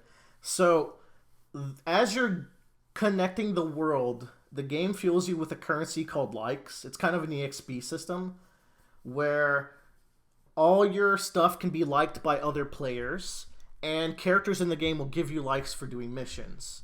So there's this whole kind of critique on social media and how we use it. It's kind of weird, because Metal Gear Solid 2, which is also a Kojima game, really criticizes the age of the internet, and it feels like he's more or less embraced it in this game by embracing the system of likes. but the game makes a point near the end that maybe these bonds that Sam made while connecting the world and connecting them to each other, sure, he increased their connections with each other and their lives are better for it, but maybe the game poses the idea that those connections weren't real connections to him. As someone who's so fundamentally an isolationist, it's like, yeah, I helped other people, but it doesn't change how I feel about this whole connection thing. And even those 5 characters I brought up earlier in the discussion, Sam genuinely connects with them all at some point of the game, but at the end of the day, he made one true connection in the game, which is with his BB. Hey. And I think he values that connection. And it's important to say that at this point of the game, Sam has lost everything he believed in, basically. Where the catalyst for you going in your journey is to save your sister. And as it turns out, she is the extinction entity, she's the... Every once in a generation, every once in a while, an entity will be born that is... They cannot die, they cannot pass on to the afterlife, and that is the sign of the world ending, and they are harbingers to the world ending. And you more or less are able, because now it's a human, there's a bit more agency in a human than, say, a woolly mammoth that was connected to the other side in that way, that was an extinction entity of that time. So a human's able to prolong it, but the idea is you can't prolong the extinction forever. So you kind of have to leave your sister behind, and she has to kind of just be alone for as long as it takes for the extinction to actually happen. And it's inevitable that it will. So she could be alone for thousands of years, and you just have to leave her alone, which is really heartbreaking. So the one big connection that he had when he started this mission, he has to leave them alone for potentially eternity as far as humans are concerned. So he's kind of broken up about it, which is very fair. So he has to end up leaving all these people that he made connections with throughout the game. All these people, all the minor characters you were helping, they send you a ton of emails. It's like, oh man, Sam, you changed my life, man. I don't know what we would have done without you. But at the end of the day, all those likes, all those emails they give you, they weren't enough to change Sam. And at the end of the day, he has one true connection, and he's afraid of really bonding with those other 5 characters because he knows one day he might lose them. And it's just kind of sad. It's a sad way to end the game. But also, I feel like it's very supported by the events of the story, why it ended that way. And, I mean, there could be a sequel. There very much is room for it. So I hope there is, because Sam is a really cool character. And a part of that is, so where he's afraid of being touched, so any cutscene where people get near him, he kind of like pussies out and like becomes really small and submissive and just kind of backs away from any encounter. So even so fragile, earlier in the game, she's talking close to you and Sam is just like cowering away from her just because she's getting close. It's like, dude, she has the body of a grandma and he's terrified of her. And I think that's a really cool character trait to wrap up this idea of his. And it's just kind of reflected in all of that. All those themes are reflected through gameplay. When he's alone, you can talk to yourself while you're alone out while hiking, and he kind of is more playful when he's by himself. When he's in the room alone, he does all sorts of goofy shit, and you get to play Norman Reedus Simulator. So you get this real idea that this man is much more comfortable being alone, and the game is about him cracking out of his shell, maybe 5%. And that's Stranding. How many years was this game in development? 3.5 years or so, maybe less. Which is really good, actually, when you think about it. Kojima probably working on something else right now. He said he wanted to do a movie next, which What? I don't trust. I really like the story of this game, give or take a couple of elements. I do not trust him to make a film. I don't know why. I feel like it'd be ridiculous. He's really good at tying gameplay to the story, and I feel like without that hook, I wonder if he can really get us. Yeah, it's like if he's good with games, keep making games. I don't know. He makes really good story games. Uh, But there's so much content in this game, like, I mean, and it's so polished, dude. There are so many very small details of polish that I could go on and on and on for hours. And they made it that fast, so good on Kojima. He did very good with this. Uh, that's all I really had to get off my chest on the story. The gameplay was phenomenal.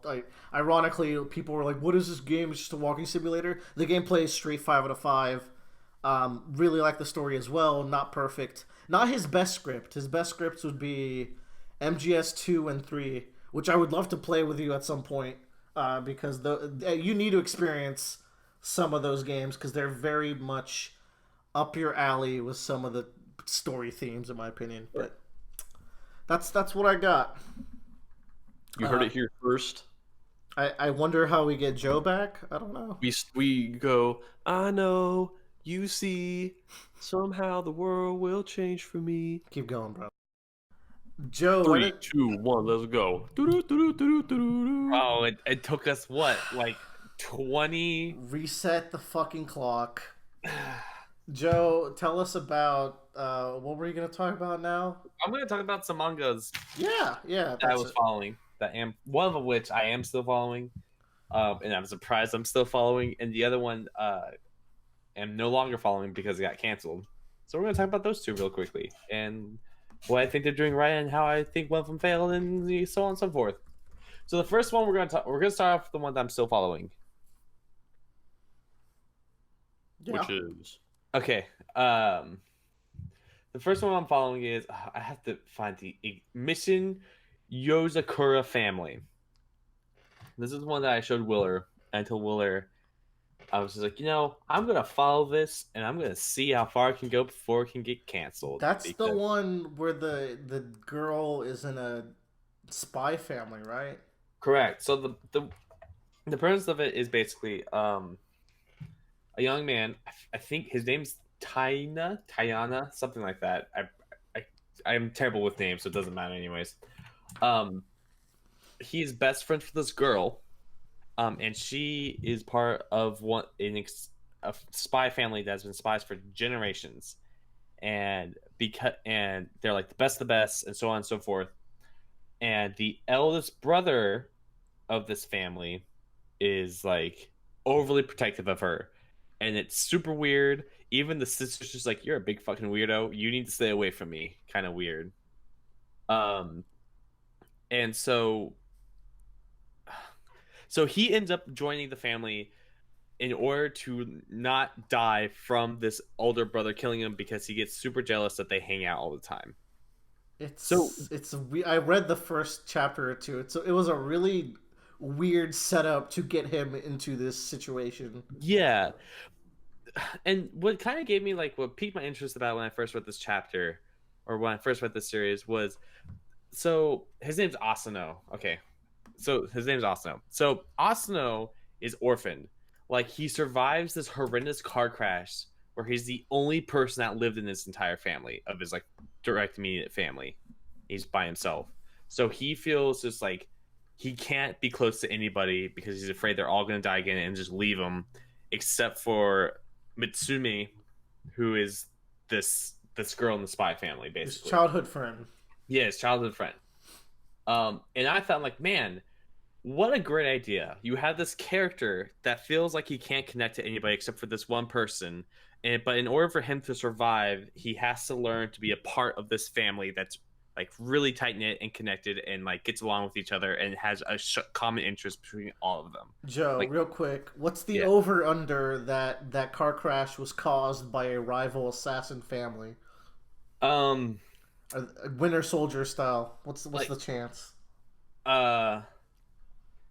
God, immediately reading that first chapter, 0% because it doesn't make any sense. But now, just it's probably closer to maybe 60% because there's probably going to be some bullshit about him being actually a hidden spy master and whatnot. I mean, the qualities seem to infer this.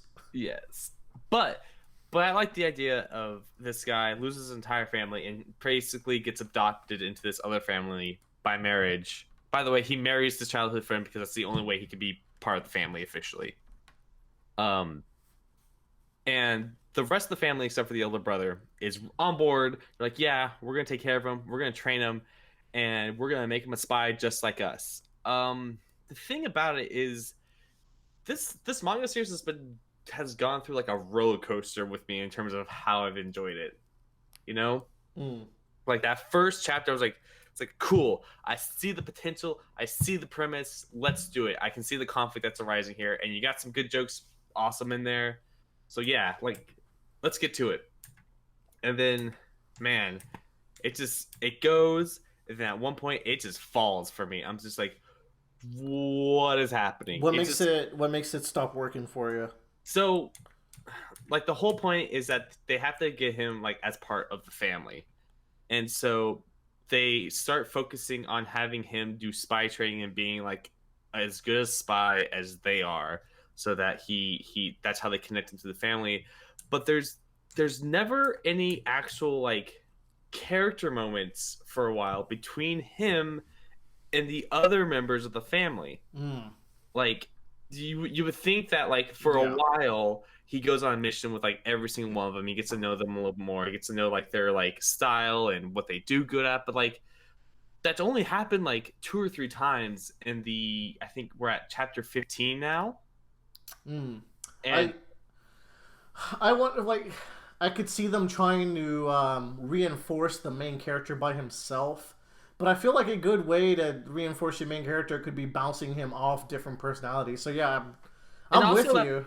that plays into like that dynamic of like he is forced to make friends with these family members, and more than like being friends, like he has to actually get close to them, you know? Mm-hmm. Like he has to actually love them as much as they love his now wife and so forth. So he's a part of this family. And I just feel like it's a big like miss in terms of its theming and trying to like it's like you could have just done something really cool about this, about like family dynamics and like adjusting to your in-laws and all this other cool stuff. And then it just becomes like this weird like, let's skip the part of Reborn where he does all the montage training, Mm-hmm. and instead let's just get right to the part where he's pretty good at what he does, and then we just have the rest of it be like episodic kind of chapters.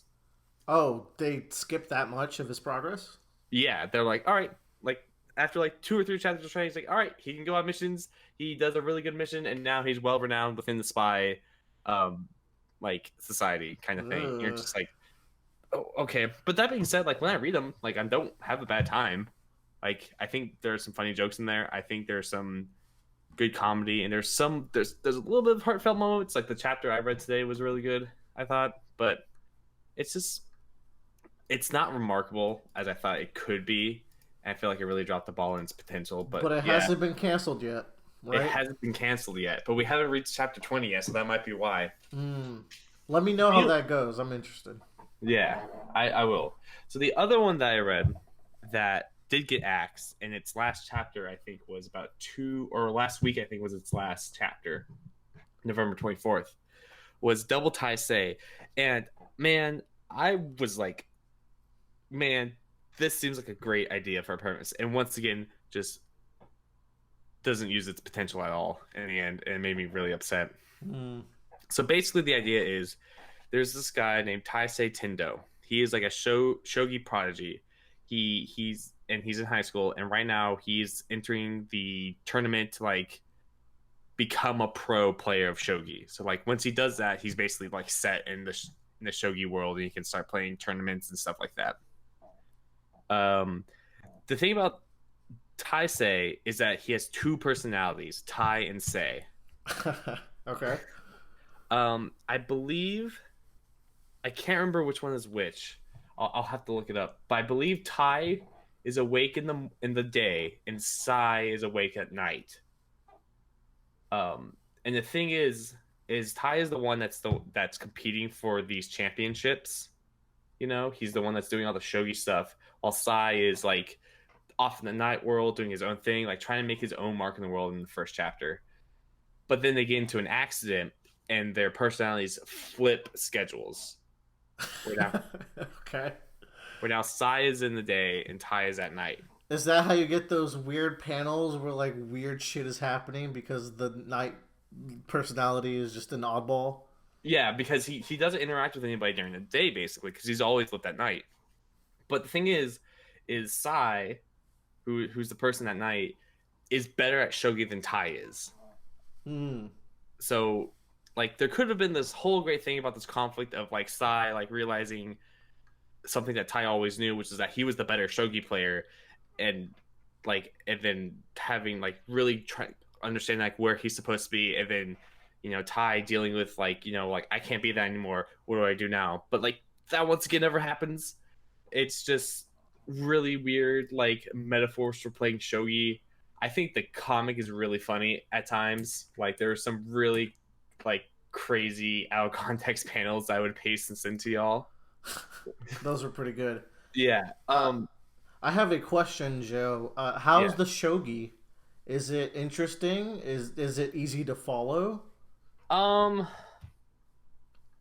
So you never actually see like full shogi matches. It's more of like shogi is a way of them of their way of like expressing their like perceptions of the world, Yeah. because he meets all these other players, or like one of the players is like, oh, I just need to like take several different pieces of all the best people in the world, and then I can be the best person.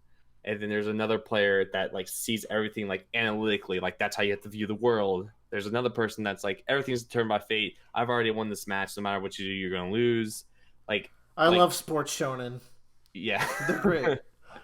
but I thought that was interesting. And then like you have like interesting ways of like showing shogi without it just being the moving tiles, and you have these conversations about what the world is like. The problem being is like the author tries too hard to like plot twist everything like really badly. Like there's a point where like how like in manga there's like you have the black outlines that show you that it's a flashback. Yeah.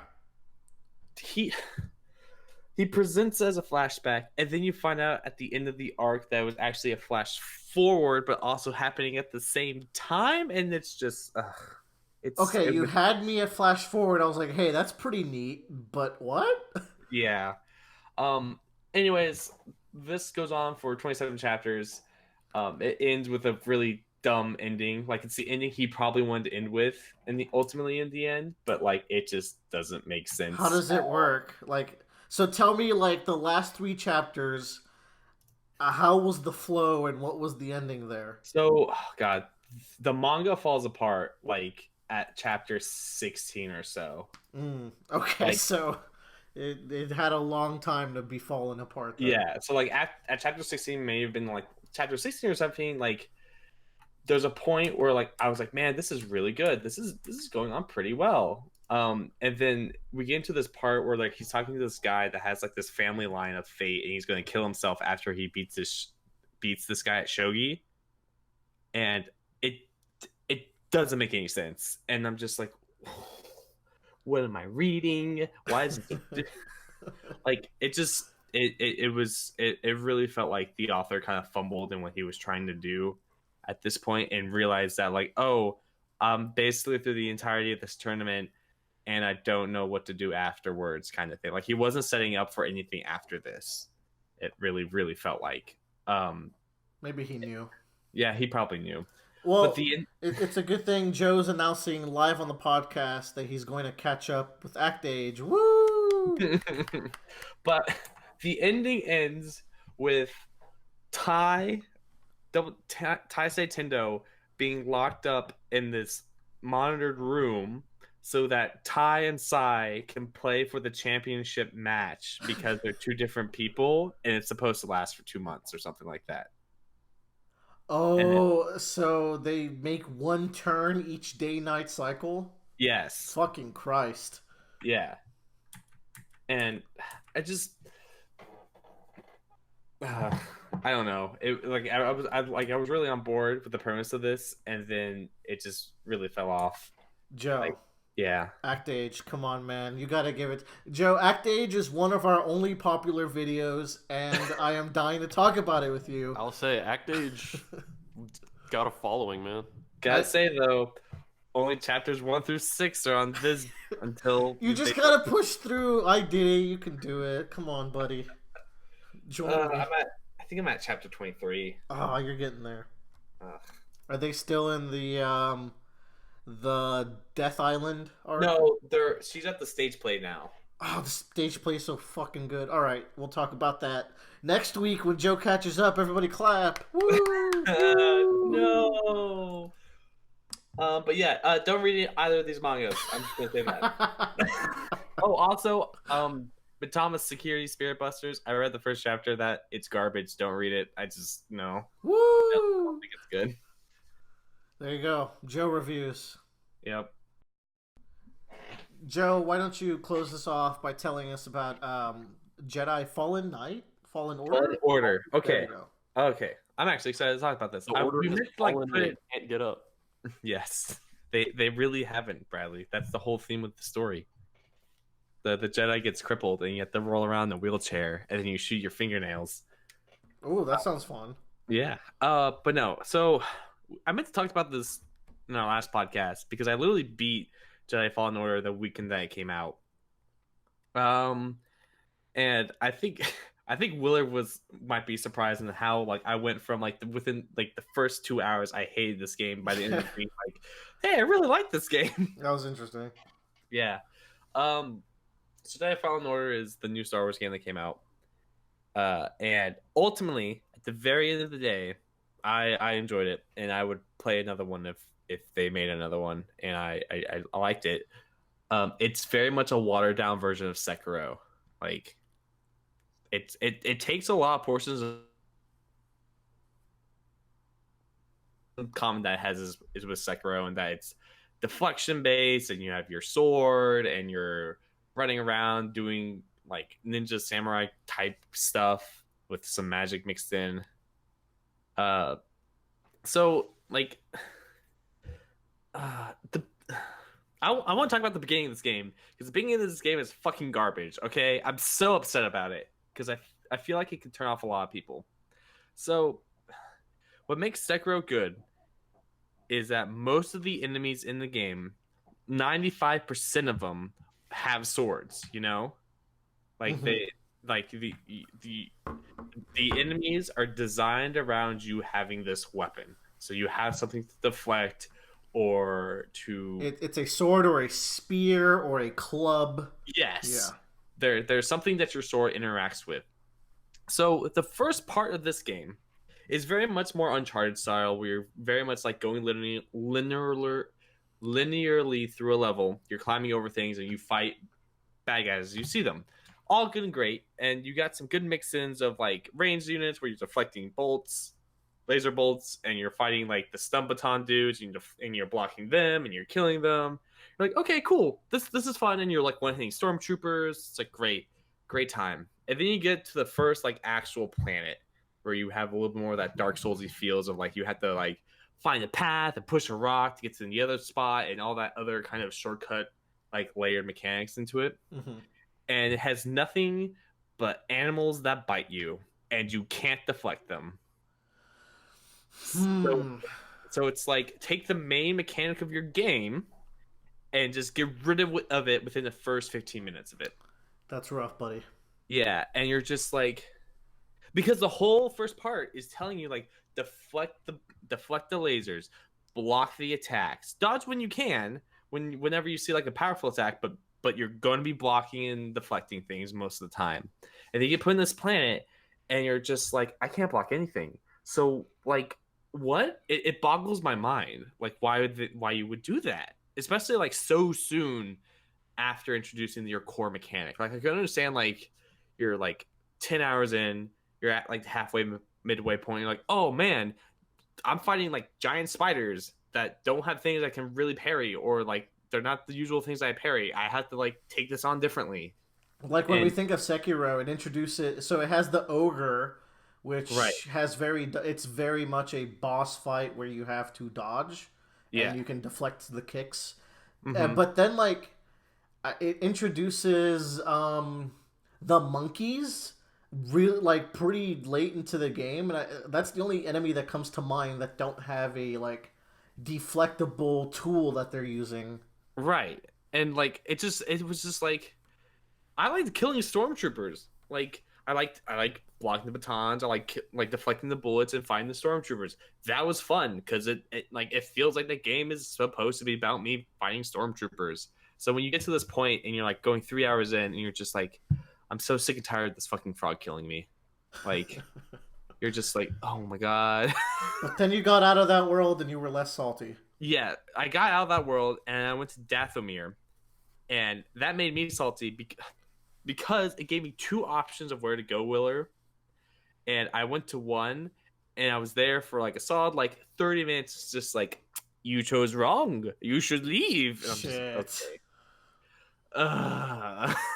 Because I was running around like there's a part like literally what stops you, Willer, is I haven't unlocked the double jump yet. That was stopping me from progressing in that planet. And the thing is, that's fine to do, I think, when you have a planet that's supposed to be like, oh, I have to come back and progressively make progress on this planet more and more every time I come back and do it. Like, oh, I unlock this thing, which means I can go back to the planet, go a little bit further. Oh, I get stuck. I have to leave and go to another. Yeah, like, I would expect your first visit, there should be a smaller path that you can do. Yeah. And then you realize you need the double jump for the rest or something like that. Yeah. But, like, the thing is like, I don't go back to Dathomir is supposed to be the second to last thing you do in that game. Oh. Oh no. Yeah. And I'm just like, why would you give it to me an option? Especially when there's not even like, I could understand, like I said before, if like, you know, you're going, it's like, oh, I need like a force push or something to move this rock. I better leave to see if I can go find it somewhere else. And then you leave and like, oh, I found force push. I'll go back and push it. And like you have some, you can go and make some sort of steady progress too, right? Mm-hmm. This is literally like, oh, you don't have double jump. You better come back when you have double jump. Do everything else. Oh, you finally got double jump. You can go and finish that planet now that you went to first. And it's just, why? It's just a weird. So you get double jump late, is what you're saying? Right. You get it very late. Oh. But yeah. So I'm just like, so why even make that a thing you can go to, or why not have it stop you earlier? You know what I'm saying? Like, because I was there for an hour. I spent a whole hour and like another 20 minutes of me trying to figure out what the fuck I was supposed to do until I looked up online. It's like, no, you gotta go to the other planet first, and then you go from there. Like, okay. I got 3 quick questions. Yeah. How's the difficulty? Is one. When does this take place in the canon timeline? And did you enjoy the story? Yes. So difficulty wise, I like how they did difficulty in this game. So when you start the game, it shows you like 4 different difficulty levels, and then when you scroll over those difficulty levels, it has 3 different bars. It has your parry window, it has the enemy health, and it has how much damage the enemies do. So while you're going through each of these options, it tells you like, oh, when you go from easy to the medium, your parry goes down a bit, and the enemy damage and the enemy health goes up as well, and gives you a better idea of like, oh, okay, this is what I should be expecting when I'm playing this game. Which one did you pick? I picked the second hardest one, which is basically everything was even. Okay. Because I just was, I didn't want to go into like, thank God I didn't do that, or else I probably wouldn't have finished the game. Yeah, those frogs would have kicked your ass even harder. Yeah. But I thought that was a great way of telling people like, hey, here's what you need to expect and what you're getting into based on what you're doing. So just be aware that like, if you're setting an easier difficulty, everything's gonna be a lot weaker, and you're gonna have a bigger window to like get those parries off. And then as you go up, this is what's adjusting rather than kind of being like, find out next time or find out later kind of deal. So I appreciate that. I think the difficulty, once I got past that planet, I felt like the difficulty hit a good spot. Like, I felt like I was getting challenged a lot, and I felt like I felt great when I was able to defeat enemies. It feels a lot, it's a much easier than Sekiro, because so whenever you die in this game, it's like Dark Souls or Sekiro, where the enemy that killed you gets all of your experience points and whatever, and you have to go to it to get them back. But instead of killing the enemy, you just have to hit it, and when you hit, it restores all of your health as well. Interesting. So it's definitely supposed to be, so it's definitely like a game that can get you into those soul-like games. It's much easier to get into. Baby's first Souls. Basically, yes. There are some good like puzzle elements to it as well. Some good like I have to really think about this and figure things out. Like I didn't ever feel frustrated about the puzzles that they presented to me, which I thought was really good. I think with the exception of the double jump thing, because I just thought I missed something while I was running around when it turns out I just wasn't supposed to go there. So when does this take place, and did you like the story? Yeah, so this takes place about like 3 or 5 years after episode 3, so it's really early into the Empire, like, and none of the rebel stuff has basically happened yet. So you get Darth Vader, right? Yes, Darth Vader's in there. Cool. Maybe it's more than like 5. It's probably more than 5 years. Yeah, it's more than that. It's not as deep into like say Rogue One, where Rogue One was like right at the end of that segment where it goes straight into episode 4 or like Solo. It's very much just like the Clone Wars weren't that long ago. Like the people that are like working today, like just like had them as their childhood life, basically. So I'm really tired of that setting, but I think they did a really good job of what they could do with it. As for the story goes, by the end of it, I really, really enjoyed it. There's the cast of characters you get, I think were good enough. We're good. I enjoyed all of them. The weakest character in the entire game is the protagonist. He's just like super blank and super empty. He's also the not Joker from the TV series Gotham, and it was throwing me off for the longest time because it was like, who the fuck is this guy? And then I looked it up, and I was like, oh. Isn't that guy also a twin? Like, there's 2 of them in that show or some shit? I don't know. Is there? Oh, no, yeah. man. Oh, the Gotham is a trip, apparently. Yeah, I enjoyed it. That's the little that I watched it. But they introduced some like cool characters. The main antagonist I really liked. I thought she was super cool, and the lady that voice acted her did a really good job voice acting and like doing the facial for her. I love the ending to this game was nearly S tier, and then got dropped down to like a B plus A minus tier by the end of it, but I still think it was really good. Nice. I can talk about it if y'all don't care about me spoiling it. Yeah, I kind of want to hear about it. And like, since we're talking about endings, I kind of wanted to know what you guys think, because like, I know there are some people who like, if something was like really bad most of the way through but had an awesome ending, they're fine with it. Or like, then there's like people who are like, oh, if something was like really awesome all the way through but had a shitty ending, like it's just totally ruined for them. So like, I don't know, like how much stock do you guys put in endings, and like how did the ending to the game change it for you? I think I can go first real quick. It shouldn't be a surprise that I'm the kind of person that if an ending's bad, it does not make the thing bad for me. I'm very much the kind of person that picks out the good parts, and if the journey was good, then the ending, I'll just say the journey was good, but the ending had a letdown moment. Like I just did it, like with that Stranding, I was like, oh, I loved all these things, and there was these few nitpicky things. They didn't drag the whole game down at all. But yeah, like part 5, where it was pretty good, and then exactly, part 5 has the shittiest ending ever, but I enjoy it all the same. Yeah. So I'm the kind of the person where, like, if the whole thing is bad throughout the entire way and the ending's amazing, I'm still gonna think the show is just bad. Like that's I'm like no, it just wasn't worth it for me to like sit through this and like, oh man, look at all this. Because if I wanted to watch this show again, I'm just gonna watch the ending because I only like the ending kind of thing. But I think if you have a really good ending, it elevates everything else that happened, because you're trying to get your ending should be the point of your story, you know? Yeah. And so like it's kind of like in Stardust Crusaders as well. I think Stardust Crusaders has a very mediocre like middle portion, with like the Egypt section being like pretty good, and then the Dio fight just makes it feel like it all worth it at the very end, because I think it's a great fight. I think it's tons of fun, and I love that fight. It's one of my favorite fights like to watch in anime. JoJo's really applicable to this, ironically, because part 7, you guys know I really don't like that last fight. and Yeah. yet that's still a masterpiece of an ending. So it's Right. like it did not ruin anything. And Mm-mm. me and Joe are always like, if Part 8 lands that ending, it's going to be legendary, kind of thing. So Yeah.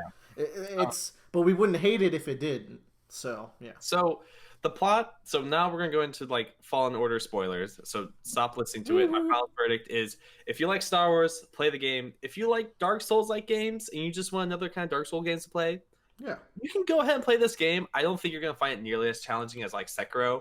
If you want to play a Dark Souls game, for the first time, play this game. If you want a hardcore Dark Souls Sekiro game, go play Sekiro. Like Sekiro is the better game, I would say, in all respects.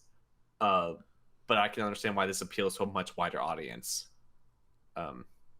But so the plot of this game is basically you find an ancient temple that basically has an artifact called a holocron in it, which are basically like Force user like diaries or info books. Like you have to be a Force user to open them up. And this holocron can tell you the locations of every Force sensitive child in the galaxy, kind of thing. So, Fuck. so they Dr. X. yeah, kinda thing? it's basically Cerebro Jesus. kind of thing. So like, obviously that has implications for both sides. Where the Jedi can get it and rebuild the Jedi Order 66 times 2. Yeah, the Jedi can get it and they can rebuild the Order, or the Sith can get it and have an army of Force users and dominate the galaxy. So like, okay, cool. And I love all that Jedi kind of mumbo jumbo stuff. So I was like, all right, I'm on board. Let's do it. So you go through the whole thing, and there's a really cool like Force trippy out sequence where you touch like a mirror thing, like there is in the Last Jedi that Rey touches. Yeah. And you go through this whole like Force vision thing of like what would happen if you actually got the holocron and you did the thing you were supposed to do. And it's so cool. And like they do like all these climbing segments.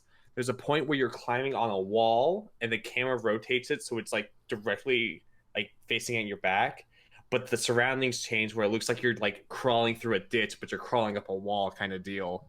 And you're here that like sounds great. Love that. yeah, and you're just like, oh, this might not be a great idea to do this kind of thing, you know? The very much a question of like, just because we can, should we? And so at the very end, you get in a scuffle with the main antagonists, and they do a thing that's going to take too long to explain, but I thought it was really cool, where they're able to trick you, and they steal the holocron from you when they run away. You fall into the Inquisition base. You run through the Inquisition base. You beat the final boss, and you're just like, I did it. I found the holocron. We won. And then Darth Vader shows up. Oh no. And like Darth Vader shows up, and you're standing in like this platform, and you can see below this platform there's like this steam and heat kind of like furnace thing below you. And your master catches up to you, and you're like, we can do this. She goes, we can do this together. Oh, rest in fucking peace. Charges him. Darth Vader literally throws her over his head and into like this like furnace thing. And then he does the same with the main character, right? Oh god, I wish. Because I mean, if it's that easy. Yeah, but like basically the last part of this game is just this chase sequence where Darth Vader is chasing you down, is tearing the whole fucking place apart. That sounds I'm not I'm not a big Star Wars fan at all, but that sounds rad. You should look up the ending, because like you get to that part and you're just like, oh, he doesn't have a health bar. Do you get to fight him as a secret boss at least? No, it'd be cool if you could, but you don't, unfortunately. Oh, yeah. I don't know if people will like that. I think they were fine. That's my one big complaint, is you can't go back to that area and like figure out the rest of the secrets. Like once you go there, you're kind of done, and you're just like, oh, all right. But yeah, you end up like going through like the whole base, and then spoiler alert, your master survives the fall. She was able to like force jump her way out before she could die. And y'all escape. But man, I was just like, but like there were several moments where like I thought like Master's dead. He takes your droid companion that you have the whole time and is about to crush it in his hands before like you stop him from doing so. And then he impales you with your own lightsaber using the Force, and you're just like, I'm getting this shit kicked out of me. Is that survivable in canon? Getting stabbed. Yeah, through the chest with a superheated lightsaber. Um, I mean, yes. Like Okay, it's once again lightsabers cauterize themselves, so I mean, sure. um, I mean, you know better. but I wanted to ask Bradley what the answer to his own question was, where he stands oh with yeah. endings. Well, so finish up on the ending really quick, and then we can get to Bradley. I'm sorry, but like, so No, it's you cool. yeah, you get out of there, and you're back on the ship with everyone on board, and you're having a conversation, and um, you all come to the agreement, and you destroy the holocron, and like I'm so glad y'all did the right thing and didn't do this bullshit about making the Jedi Order kind of thing. I was really satisfied in how the story went. I was really satisfied with they do some great just like deep lore pools. There's a lot of those things as a Star Wars fan that made me really happy, and I was so happy there was a lot of stuff that they used and they pulled from. So I was like, this is great. I'm like, I was satisfied as like a Star Wars fanboy of like everything that they did in this game. And I was just like, you know what? I don't want to play another game. And there's a character in this game that gets introduced that I really hope they make either the main character of the next game or gets her own spin-off series because she was really cool. She's a really unique like subspecies. She's a Night Sister that I was talking to Bradley about earlier this week. I'm like, it'd be a great to like just do a game that's based off of her moveset because they're completely different from what we've seen in like the films and stuff. But yeah, go play the game if you have any interest in it because I don't think it'll disappoint you unless you are someone that likes Force Unleashed, in which case I don't think you should be playing video games. Just Damn. kidding. Oh damn. I played a little bit of that. That's not bad. Like, come on, man. Ooh, Willard. No Willer's more bad at video video games. games. Bradley, how do you feel about the ending thing? Yeah. As far as like the importance of endings, at first I was kind of in the at the time I asked the question, I was kind of in the same camp as you guys, where it's like as long as the story has like something in it that I can get value out of, like something in it that was really good, I'm like, you know what, I can like the work as a whole, even if the ending itself isn't that good. Yeah. And then around the time I was thinking that, I remembered Pet Cemetery. And I was like, you know what? I guess on some level, it is really nice for the ending to be like a culmination of like the themes and plot melding together of the book up to that point, which Pet Cemetery's ending was not. That is fascinating because you guys were super into it up until that ending. Did it really hurt that bad in the end? Like Pet Cemetery was like a 4 out of 5 for me up until the ending, and then it became like a 2 or 2.5 out of 5. Yeah, that's pretty heavy. Like, Bradley and I talked about it when we talked it together. It was like parts 1 and 2 are just some of the most nerve-wracking, like kind of like you're like, oh my god. Oh like, yeah. Like you literally, like Bradley and I were having existential crisis about death and people around us, kind of thing. Yeah, like it really got us thinking, and like it kind of the book kind of gives you an existential crisis, and then the very end, he's like, "Bad, it'd be so scary if there was like a demon baby who cussed you out." That's so. I was going to say it's like, oh, but I mean, if the journey there is so good, it shouldn't impact you that bad. But the journey there was that good, and it still impacted you. So it's like, yeah, there are levels of how hard you can drop the ball, and I think that's an important equation. Yeah. I think the reason the ending made me so sad is like I felt like Stephen King didn't know why his own book was as good as it was. Mm-hmm. Well, I guess I can relate because then also Game of Thrones season 8 made me not like Game of Thrones as a franchise anymore. It was that. Yeah, that's severe. the thing is I was sitting here and I was like, oh, and it, like you don't have to have a good ending, and then I was able to think of like one example where I was like, well, the ending. I stand by. I still stand by. You don't have to. Yeah. Because, like I said, a lot of like JoJo's Part 5 and 7 both have examples where it's like that didn't ruin anything for me. Yeah, like Part 5 it's still really good action. So Yeah. maybe it's just a testament to how bad that particular ending was. Yeah, it must be a case by case. I think the big thing is too is you have to have an ending that feels like it actually tried and not something that just kind of ended, you know? Because Game of Thrones didn't feel like it tried at the end there. Yeah, that's a good point. That's a really good point. Stephen King will write he'll write a few hundred pages and then he'll get bored of the book and he's like, oh god, how do I end this as fast? Yeah. like Pet Sematary felt like it didn't, like Pet Sematary could have ended with like the kid grabbing the scissors and then maybe stabbing the dad, and I would have been happy with it. I would have thought that would have been a better ending because honestly. because like he's created a monster, like, and he gets paid for it. But like the ending maybe a part of it is how much the story relied on building plot threads to the ending, because at least in the case of something like JoJo's, you're getting all these mini arcs that have a contained ending within your part. So maybe that's why if only one of them drops the ball, you can move on. And I'm trying to think of like another... Yeah, because like each arc is kind of like a sub-story, whereas when you're reading a novel like that, you are building up to like one ending. Yeah.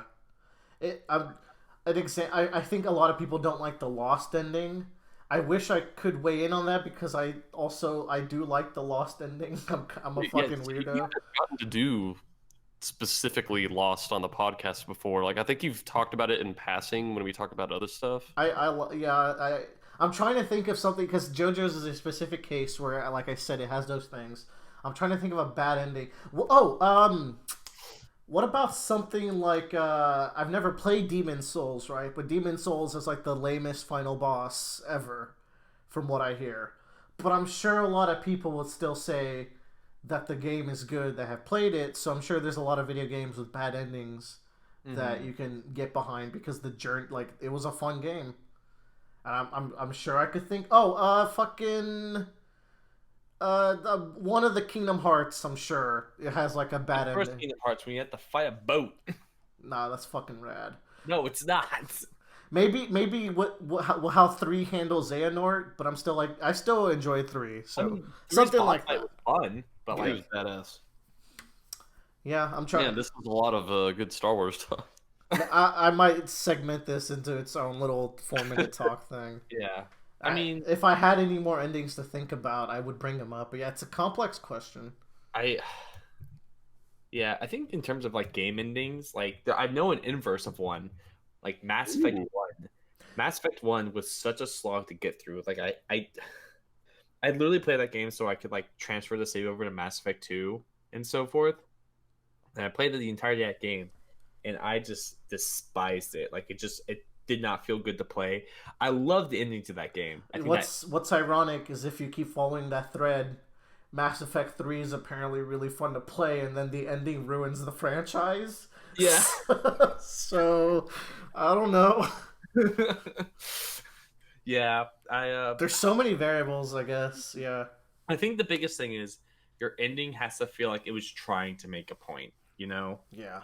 Like, and the thing, in the case of Steel Ball Run, we have our climactic and final point. Oh, the climax is S tier, so yeah. Yeah. With Valentine, we just have to finish the race at this point. And the worst he could have done is like... And it wasn't even that bad, to be fair. Yeah, it really wasn't. It just felt like, oh, now we're doing this now. And then it ended. And even then, like, the very last, like, section of it where, like, after Dio's died and Johnny can walk in, he's reminiscing about his whole journey. It still feels satisfying. Like, he made it to his goal. He crossed his finish line, you know?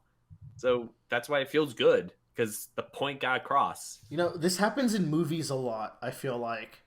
And I'm trying to... I feel Age of Ultron is a movie that I defend a lot, and I feel like a lot of... Coming back to Age of Ultron. It all comes back to this. Every topic comes back to fucking Age of Ultron. Take a shot every time we talk about Age of Ultron. No, we've done it twice. We've definitely talked about it a couple times. Bradley, what if I hate the ending of Worm? That might actually break me. That'd be terrifying. That might break me because That is a time investment, guys. What if the ending of One Piece sucks? Like, Dude, don't.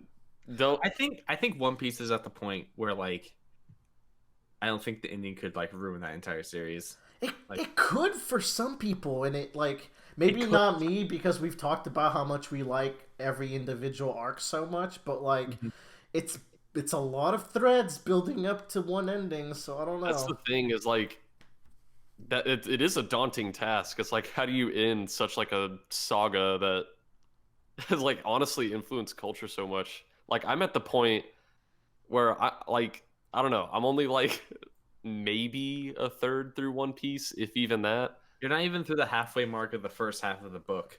Yeah. you're at 25%, but Yeah. And like I don't know, I'm at the point where I'm like I just can't see something in One Piece sucking. Of course, I haven't experienced as much as you guys, but You haven't gotten to the next arc yet, which is oh my god, I can't wait.